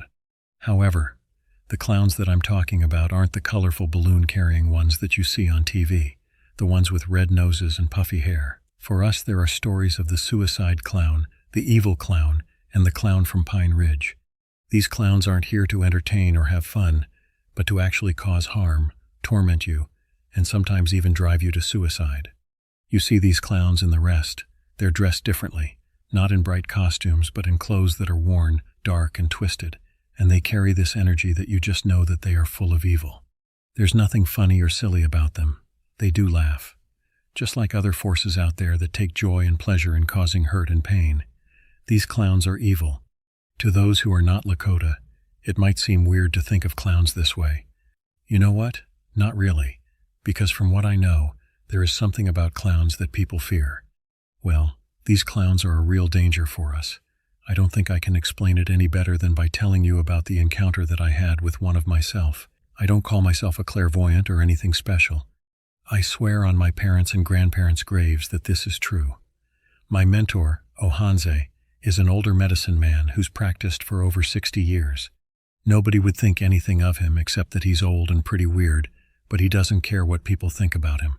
I saw a medical worker named Max. We ended up becoming friends, and he had a brother and a son who killed themselves a few days apart. A niece had tried to hang herself in his home 2 years ago. She also ended up dying, but the cause of this was her driving drunk into a tree. Max was afraid of losing more family, and nobody on his rest could help. He happened to mention it to me, and I brought it up to Ohanze. We went to Max's house to look around. He said we would come back that night when the evil ones are out. When Ohanze gets ready, he fasts this, he prays to the Creator, and calls on all good in the universe. He doesn't talk much and gives thanks to all of those who will stand with us against evil. It's like he becomes a different person. I do whatever he tells me to do. It's my job. He told me to rest up, pray, because we're going to face something very bad and strong. We also don't take much with us whenever we go. Ohanze said that this evil was too strong for sage or tobacco. Apparently it was demonic, from the death world. So we went to Max's house that night. Ohanze told me to watch over the family. That's when he went out into the field alone. It was pitch black and he was gone for what seemed like hours. I actually waited and started to get nervous, but he finally came back and said, "Tomorrow night. We're going to wait down by the road." We spent the day praying, fasting, and getting ready. Medicine people have to see both worlds. Those of us who help them must understand that there's different realms that we don't see. It was almost midnight when we left. We walked up and down the road and also off the road so passing cars couldn't see us. All hands in motion need to stay behind them. We hid down in the ditch and waited for something to happen. I had the feeling he knew what he was looking for, but I had no clue. Several cars went by, then it got really quiet. All I remember is seeing dim lights coming from our left. That's when Ohanze leaped out of the ditch and stood by the road. I stood right behind him. The lights got closer. It was a big black car. What I noticed was that I didn't have any doors and the motor didn't sound like a normal car. I'm a mechanic on the side and know about cars. I heard a lot of motors and this didn't sound like a real vehicle motor. What Ohanze did next scared me. The car stopped and a whole bunch of dust started kicking up around it like it was trying to hide itself. Ohanze walked around to the passenger side. There was no glass in the windows or windshields. The car was, quote-unquote, running, but I couldn't smell anything. No gas fumes or anything. Instead, that's when I smelled something else. It smelled like death. I can't really describe it, because it's something you have to experience, or something you don't want to experience. But trust me, you will know if you ever do come across the smell. Ohanze then started praying very softly, and it seemed like he went into a trance. Pretty crazy situation while all of this is going on, but imagine a man in the middle of the road at night, with a car in front of him. The whole scene just seems pretty weird, huh? Well, I actually believe at this moment we were on the other side. That's when I decided to peek over his right shoulder. I swear, if it wasn't for prayers, I would have passed out.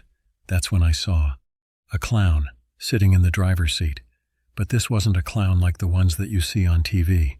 Its face was painted white. Dark symbols covered its skin. All the marks on each symbol were twisted and also unnatural. Its eyes were glowing. Around its mouth it had an evil smile. Its hair was weird, dread-like almost. The clothes that this clown was wearing were hung around its neck, stained and frayed. Don't know what it was, but I can't even call it human. I couldn't look at it for too long.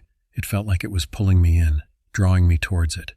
I didn't even want it to see me. Having to look away from its stare took everything I had.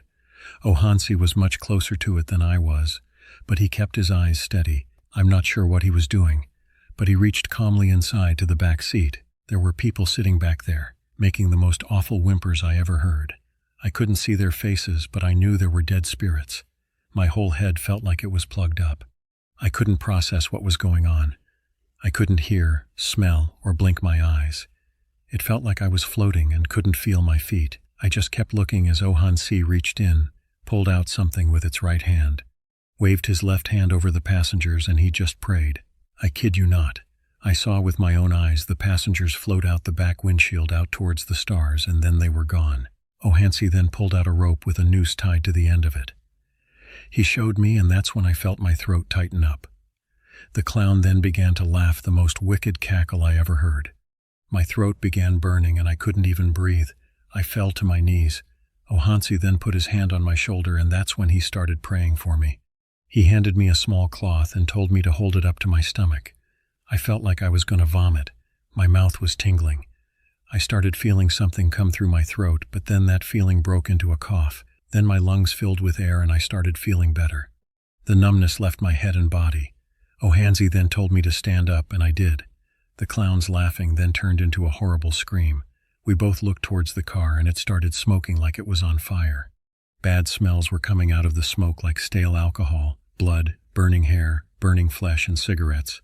All of that combined together, that's what it smelled like. The fire then kept going, and the car simply just started fading away. And just like that, everything became quiet.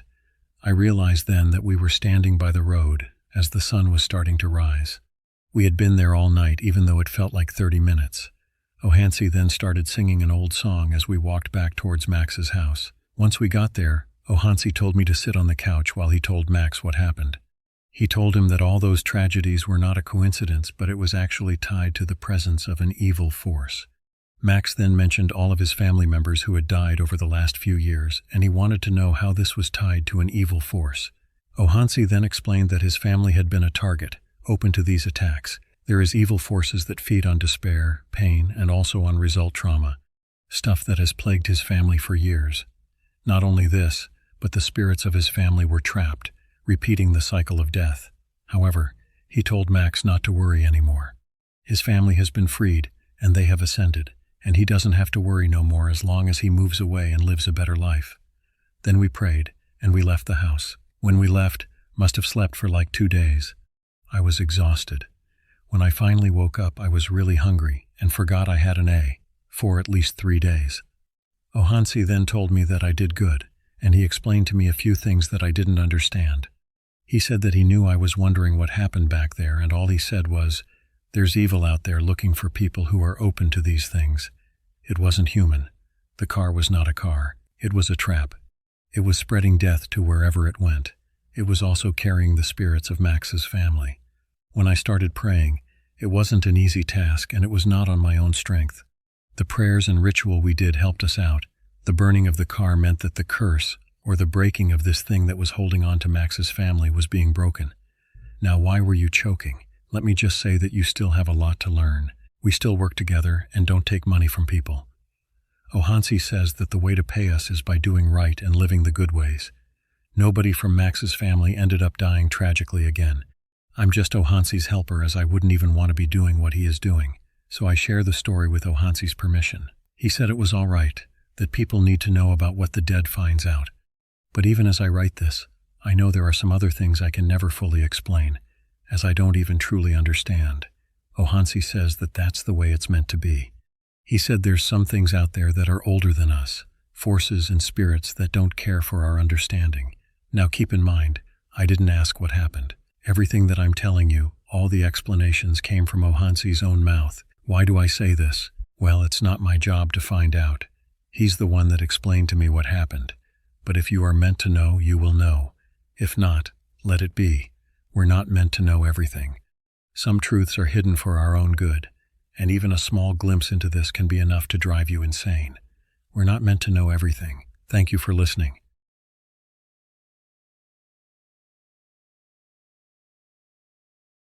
My wife, a spoiled child to wealthy parents living in New York. We've been married for 8 months at that time, and things couldn't have been going better. We had a house, a great career, and a couple of cars to really take in the American dream. We've been planning on getting a dog with lots of children as well, even though things were not going to go as planned. One morning, my wife got a call from the police informing her that both her parents had died in a car crash. After the wake and funerals came the nitty-gritty legal stuff that nobody ever wants to talk about after a death. When we went over the wheel, we found that her parents had left her their estate, a 200-acre plot of land with $1 million home on the way. We were shocked, to say the least. We began moving in as soon as possible. We sold our old house and all the cars, and graciously accepted all the belongings that her parents had wished us to have. There was only one small problem, though. The house just felt dead. It was so big, yet somehow cramped. All the walls seemed tighter than what they should have been, and you could scream from one end of the house and not hear it at the other. It took some getting used to it, but it finally grew on us. At least that's what I told my wife. However, when I was home alone, there was just something about that place. A creak in the floor, a rustle on the windows, the chill on my neck when I walked past the reflective window, feeling as if somebody or something was watching me.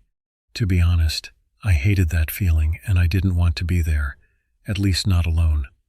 My wife worked late every weeknight. She took care of people in a home for the Ark, and her shifts ran from 4 to midnight. I did enjoy the brief alone time. I would often write or read, or sometimes pack a huge bong and really get into a movie, and this happened to be one of those nights. I took a few big hits off my bong and wrapped myself in a blanket and started my movie. It was a Friday and only about 8 o'clock, so I figured that a few beers wouldn't hurt.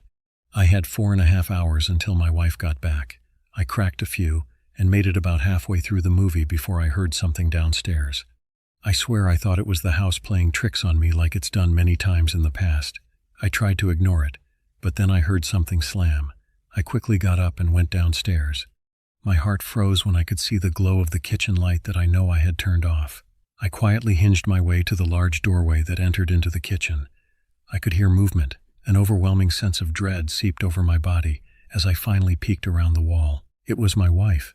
"Jesus Christ, woman," I half-jokingly shouted at her. She jumped, startled at my presence. "Oh God, don't scare me like that. Don't scare you? I just thought I was about to die. You don't think you could have called out to say hello or something? And why did you come home so early anyway? Was Julie all right with that?" I asked. "Yeah, she's fine. I told her I wasn't feeling well." "And? Are you feeling well?" I asked. Seeing that she seemed perfectly fine, she had a guilty look. "I'm totally fine. I just didn't feel like being there," she said with a half-giggle. I found this surprising. She never comes home early and she didn't seem to make a big deal about it. I quickly changed my focus when I noticed that she had a few bags of groceries. I asked her what she was making, to which she responded, "Chicken Alfredo." "Oh, damn, can't wait. You need some help?" I asked. She turned around with a knife in her hand and she laid out the chicken. She smiled and said no. She then slowly pointed the knife towards my face with lusty eyes. "Tonight is about you," she said, getting the knife closer to my face. "I'm going to make you this dinner, and maybe later you can help me with a few other things." She smiled again. I bit my lip and watched her continue prepping the meal. I told her I was going to watch the rest of my movie. I then went upstairs and sat down for my movie. About 15 minutes later, my wife walked into the room. She was still holding the knife. "Dinner is ready." It's all she said as she slowly left the room. I went downstairs minutes later to find the dinner all nicely set up and ready to eat. The table looked amazing. Too amazing. "You outdid yourself. I gotta get a picture of this for Instagram." I shuffled through my pockets and noticed I had left my phone in the room. I quickly went up and couldn't seem to find it anywhere. I'm sure it was just lost in the blankets. I went to the top of the steps and shouted down, "Can you call my phone?" She laughed. "No, you gotta work for this Insta picture. My food is getting cold." There was no response. I continued looking for about 3 minutes until I finally heard it vibrating. I found it on the ground underneath one of my shirts. It was my wife finally calling me. "Finally," I said and hung up the phone as I stood up to go downstairs. The phone started ringing again. My wife, again. I answer the phone. "What do you want?" "Excuse me, what was that finally for? And why are you being rude?" "Well, you didn't want to call my phone and now you do," I said. "Sorry, I can't call you whenever you think about it. I'm at work. I've got shit to do," she said, sending a cold spike through my core. "What did you just say?" I asked. "I said I'm busy. I've got another hour of work and I was just calling to tell you I miss you, but you gotta answer the phone like a dick," she said. "So you're saying you're not at home? In the kitchen?" I said, my voice now quiet and a little shaky. "Oh, haha, I'm not in the kitchen. Good one," she laughed. "No, I mean there's someone here that looks exactly like you." "She's downstairs. I thought you came home early," I said as I felt my body begin to paralyze. "You need to lock the bedroom door right now and find whatever weapon you can. I'm calling the police," she said. "Babe, what the hell is going on? Who is that?" I asked. Fear started flaking from my voice. "It's my sister." I stayed in the room until the police arrived. Turns out she had gone in skittish and left far before the cops got there. They found the arsenic in the food, the knife stuck in the table, and a letter with a few words that said, "The house is mine." My wife never told me about her twin sister. She was in and out of prison and psych wards her whole life. She had been disowned by the family and was as good as dead. That's until she heard about the accident. Now, all those strange feelings I was getting to you a lot more valid, and those feelings haven't stopped.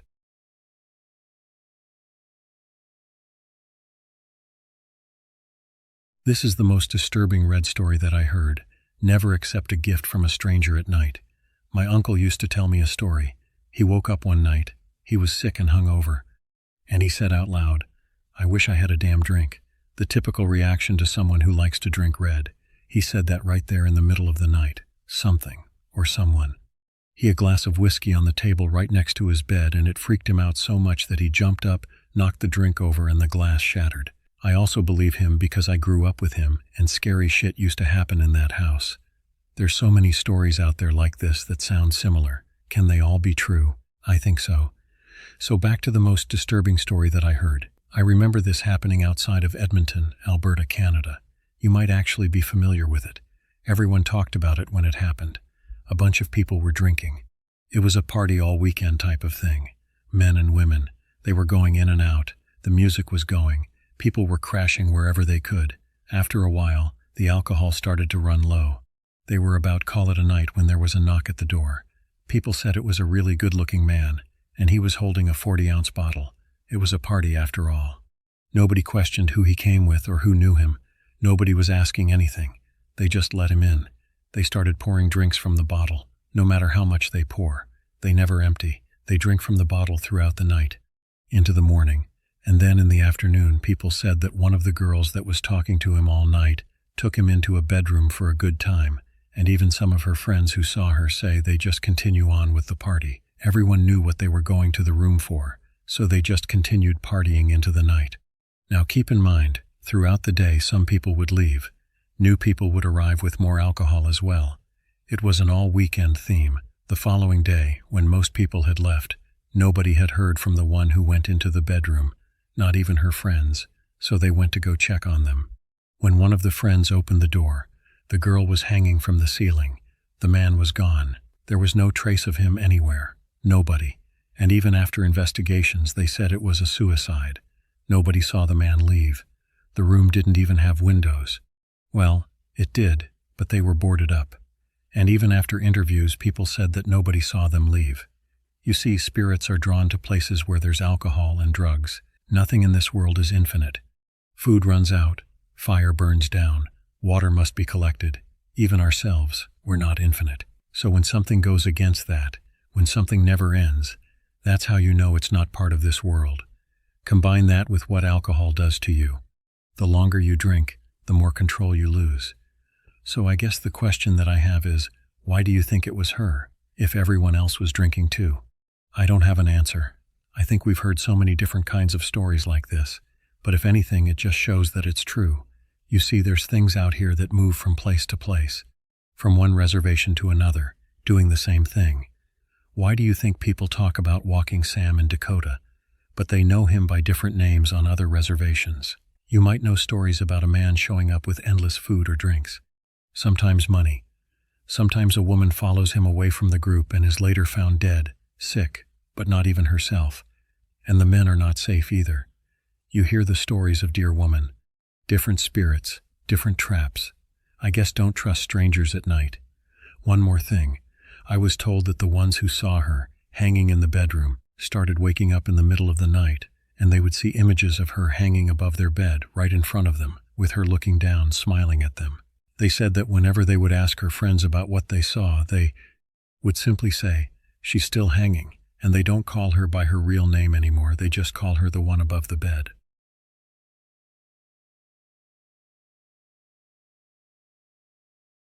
My mom recently shared a strange and creepy experience that she and her sibling and parents witnessed when she was younger at around 6 years of age. My mom is not the type of person to lie about this just to scare someone, and also my aunts and uncles have verified the story individually.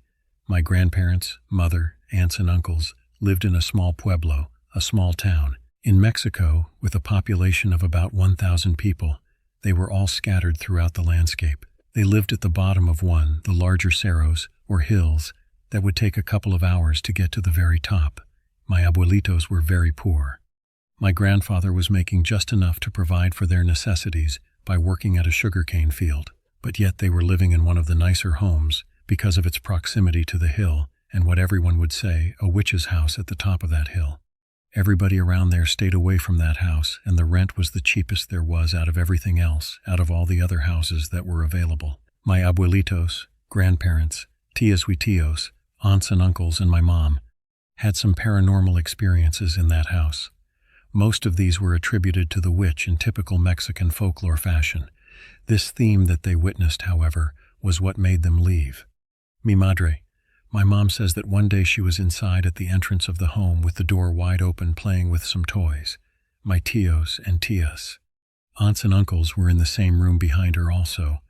While my abuelito was relaxing on a rocking chair in that room, she said she was playing, and the door to the house was open. As she looked up as a medium-sized black dog was walking along the road in front of the home, what spooked her was that this dog had 2 human breasts hanging from its chest that were connected to its skin, as if it was part of its body. She says that the breasts were hairless, which allowed her to see that they were indeed the breasts of a human and not some sort of tumor on the dog. My mom says that the dog instantly gave her a very bad feeling, and she started to cry. My mom's crying then caused the dog to stop in its tracks and look into the doorway towards my mom. That's when my grandfather got up and headed towards the door, and so did my uncles, to see what was happening. He instantly recognized what the creature was and pulled out a small gun he always carried with him because of the long tracks he made on foot to his job. He aimed the gun and tried pulling the trigger, but the gun kept jamming and would not fire. He tried it a few times, each time checking and making sure the gun was in proper working order, but it simply would not fire. All the while the dog was just standing there watching. The dog eventually turned and started running down the road and into some overgrowth along the side of the road. After it disappeared from view, my grandfather tried shooting his gun, and it fired without a hitch. Even though they were very limited, financial-wise, they moved out within a week after this encounter. Unfortunately, both of my grandparents passed when I was very young, so I cannot ask them about this event. I also never heard of skinwalkers partially changing, turning, and I found the story quite interesting. Sometimes when we gather together as a family, joking and playing and having a good time, I tell my mom to bring up this story just to give everybody a spook. In a quick summary, that she saw a black dog with human breasts hanging from its chest, grandfather's fire on jam when he was trying to fire at the dog, and then the gun started working perfectly fine once this dog ran away. Most of my family, when they hear this story, believe it was the bruja, the witch, who lived on top of the cerro, the hill, who apparently, they always say, was an Agwai.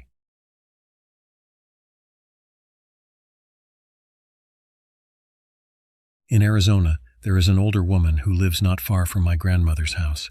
She works about halfway to Gallup, New Mexico, maybe about 20 minutes away from my grandmother's house. On cold mornings, she gets up before the sun to start her car and let it warm up before she makes the drive. Her house is surrounded by a dark wood fence, which is about 5 feet tall.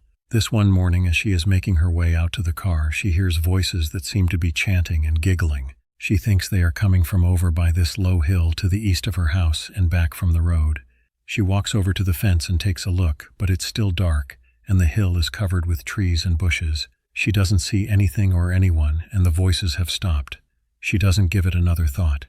Goes about her usual morning routine and eventually leaves for work. A few nights later, she is bringing in her laundry from the outside line when she hears really loud music coming from the neighbor's yard across the street.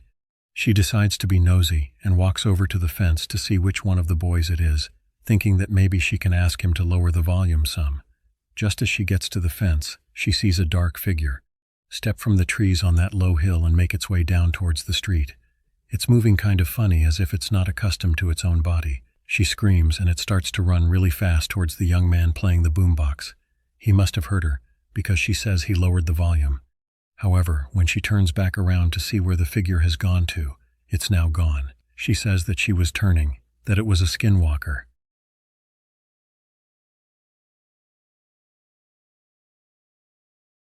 I had to go back. It's been playing on my mind for the better part of 3 decades.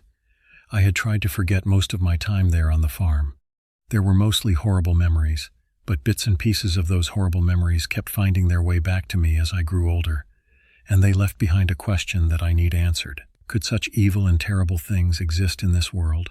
Pulled into the dirt driveway that led to the house that had long since been abandoned. A 2-story farmhouse sat on a small hill, dark and wistful. As I approached the winding dirt driveway, I could see the dirty, rotting wood and broken shutters hanging open from dark windows. This was my home back in the 1980s.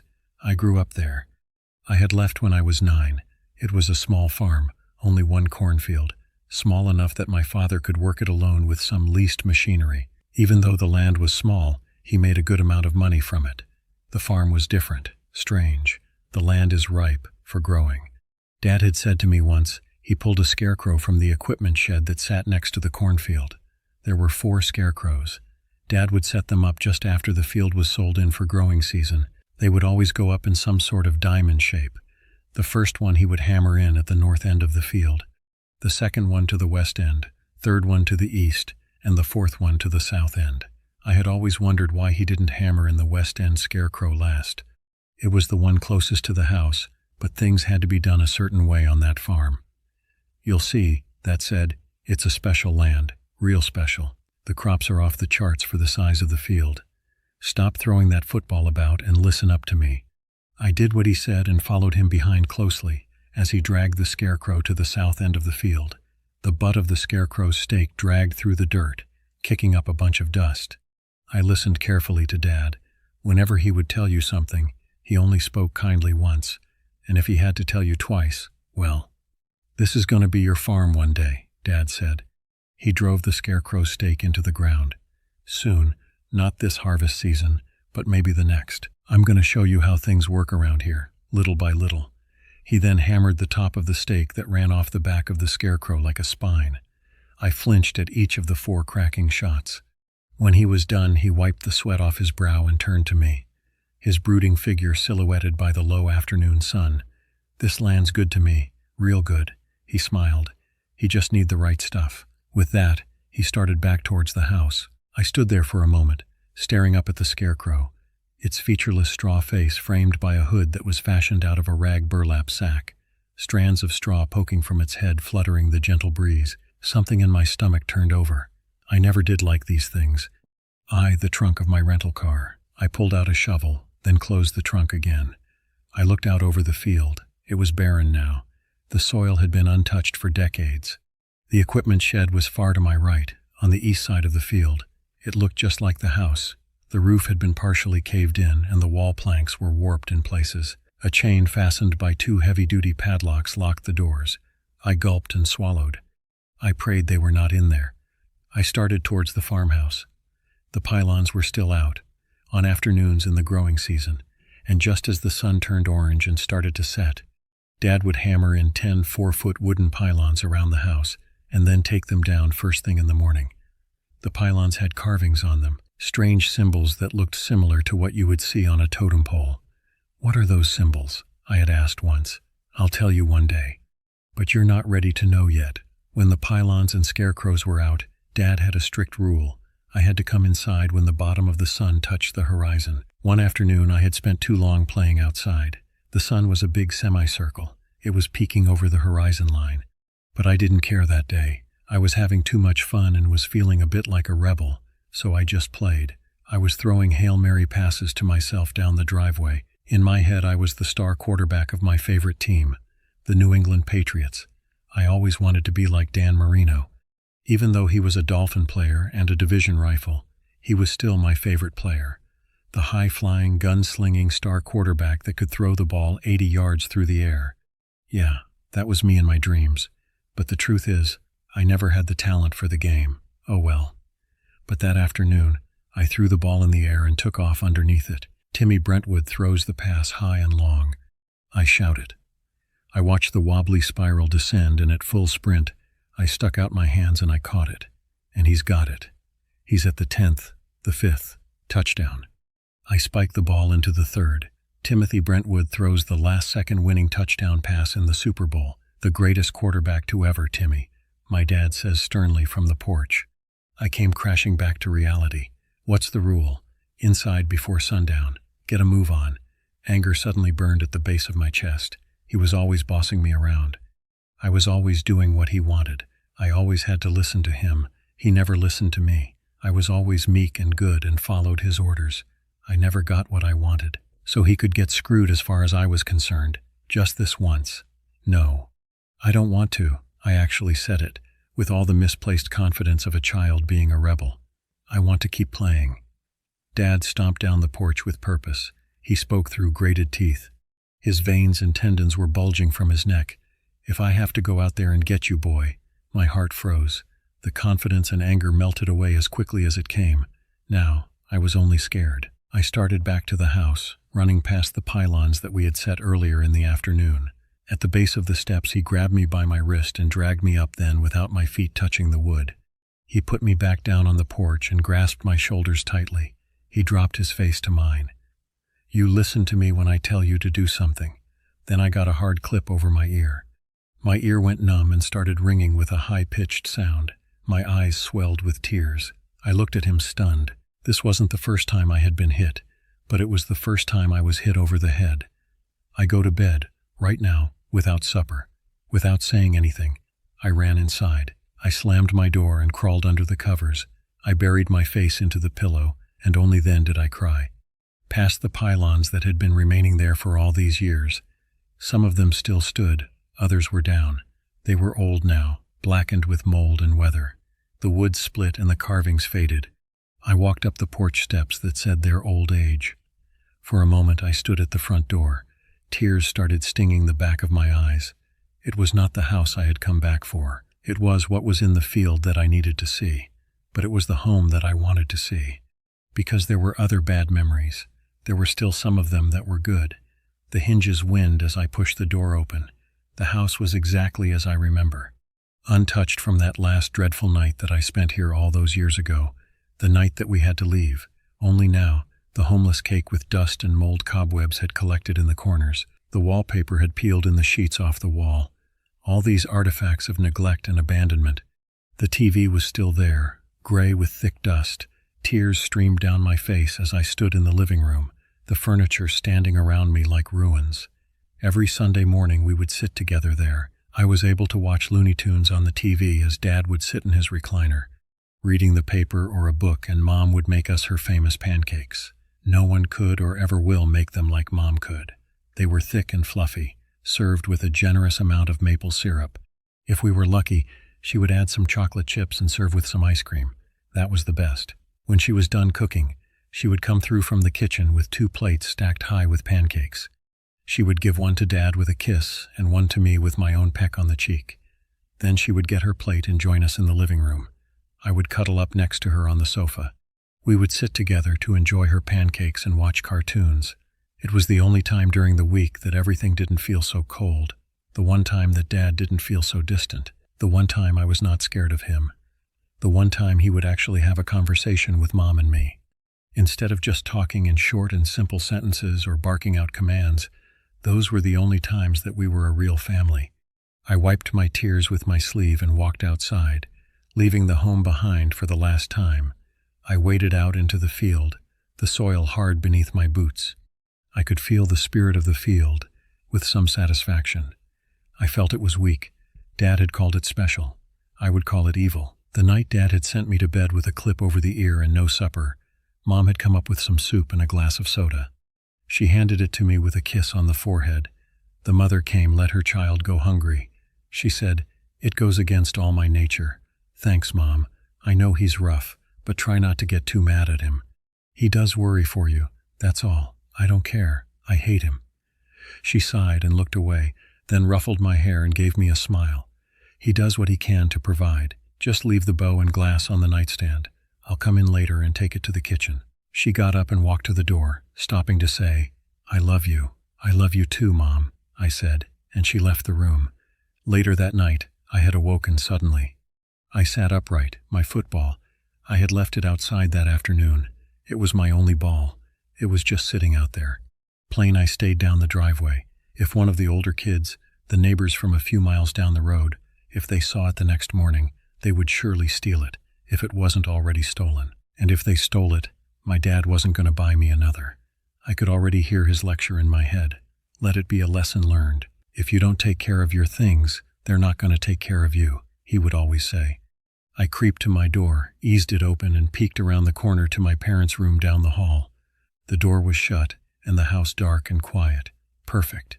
I crept down the stairs and tiptoed to the kitchen where Dad kept the front door keys in one of the drawers. I grabbed them and then, dipping in and out of the moonlight that flooded through the windows, I tiptoed to the front door.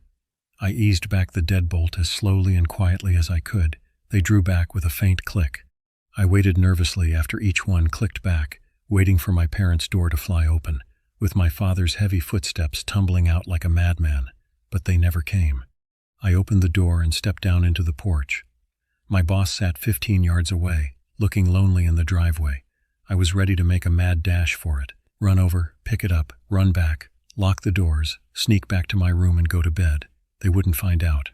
But before I could take off down the driveway, I was distracted by a noise coming from the cornfield. To my left, the cornstalks were about 6 foot by then, and shining a pale green under the moonlight. That's when a man's muffle scream came from the corn. My heart skipped a beat. The corn was restless. The stalks were rustling back and forth in the center of the field. And then came another muffled scream. I froze, and my knees became watery. The scarecrows. They were not in their same spot. They were close together, in the center of the cornfield, their heads poking out over the top of the stalks, and they were moving. The corn started moving, as did the scarecrows. They moved like they were wrestling with something. Another muffle screamed as still they're frozen, watching as the scarecrows fought with something among the corn stalks. I thought this was a bad dream, a nightmare. And in some sense, it was a nightmare, just not the kind you can wake up from.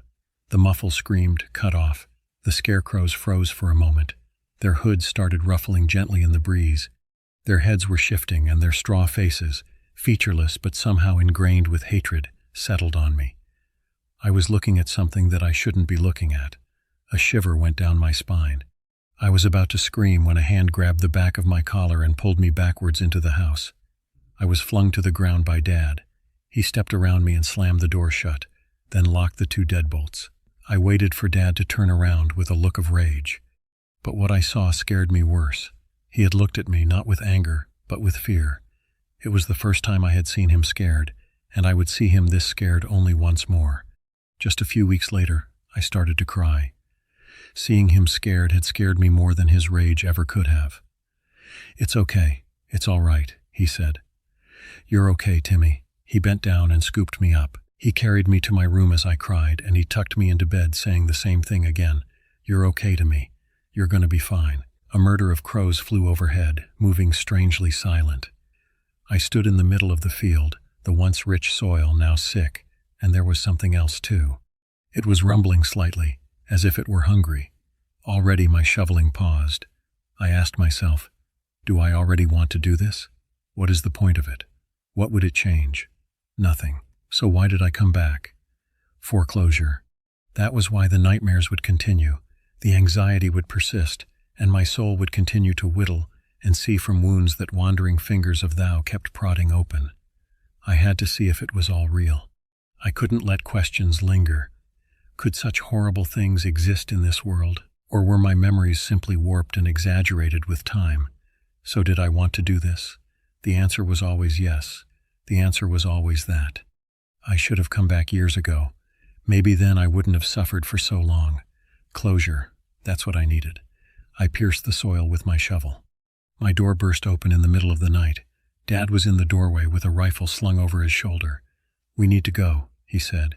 I sat up groggy. "We need to go." He pulled me out from under the blanket. "What's going on, Dad?" "We need to go. But why?" He pulled me along at his side as we rushed down the stairs, his deep wrinkles and tanned skin, his strong jaw and sunken eyes. His pointed nose and his mouth were all twisted in some expression of fear, the same scared look that he had on his face the night that he had caught me outside after dark. Except this time, it was worse. I started crying.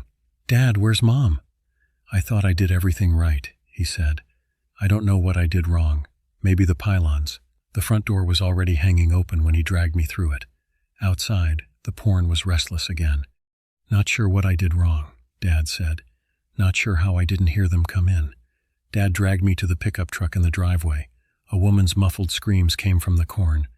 I looked over my shoulder towards the field to see the heads bobbing around again. "Dad, where's Mom?" I said. "I thought I did everything right." "I don't know why it went wrong." He opened the passenger door and threw me inside. "Dad, where's Mom?" I screamed. He shut the door in my face.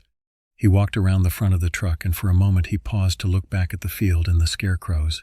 The shotgun trembled in his hands. To be honest, I think he would have tried to save her if it was not for me. He continued around the car and climbed into the front seat. He fumbled with the keys in his trembling hands before inserting and turning them. The engine rumbled to life. "Dad, tell me, please." He reversed suddenly, swinging the truck around so that the front pointed down the driveway, away from the house. He slammed the stick into first gear and took off.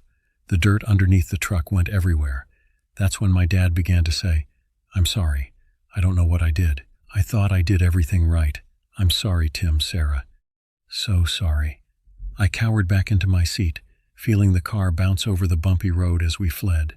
My father cried, and so did I as we drove off into the night, leaving the farm and Mom behind. I tossed aside the first clump of soil. Underneath the topsoil, the dirt was gray and pale as bone. I continued to dig, tossing the soil in the heap to the side. Then I hit something. I threw away the shovel and got to my knees. I reached into the hole and pushed the dirt aside. I uncovered what I expected, yet feared at the same time. A human skull. I plucked it from the dirt and held it up with shaking hands. The hollow eye sockets stared back at me. I put it aside and reached into the hole again. I clawed at the dirt with my bare hands.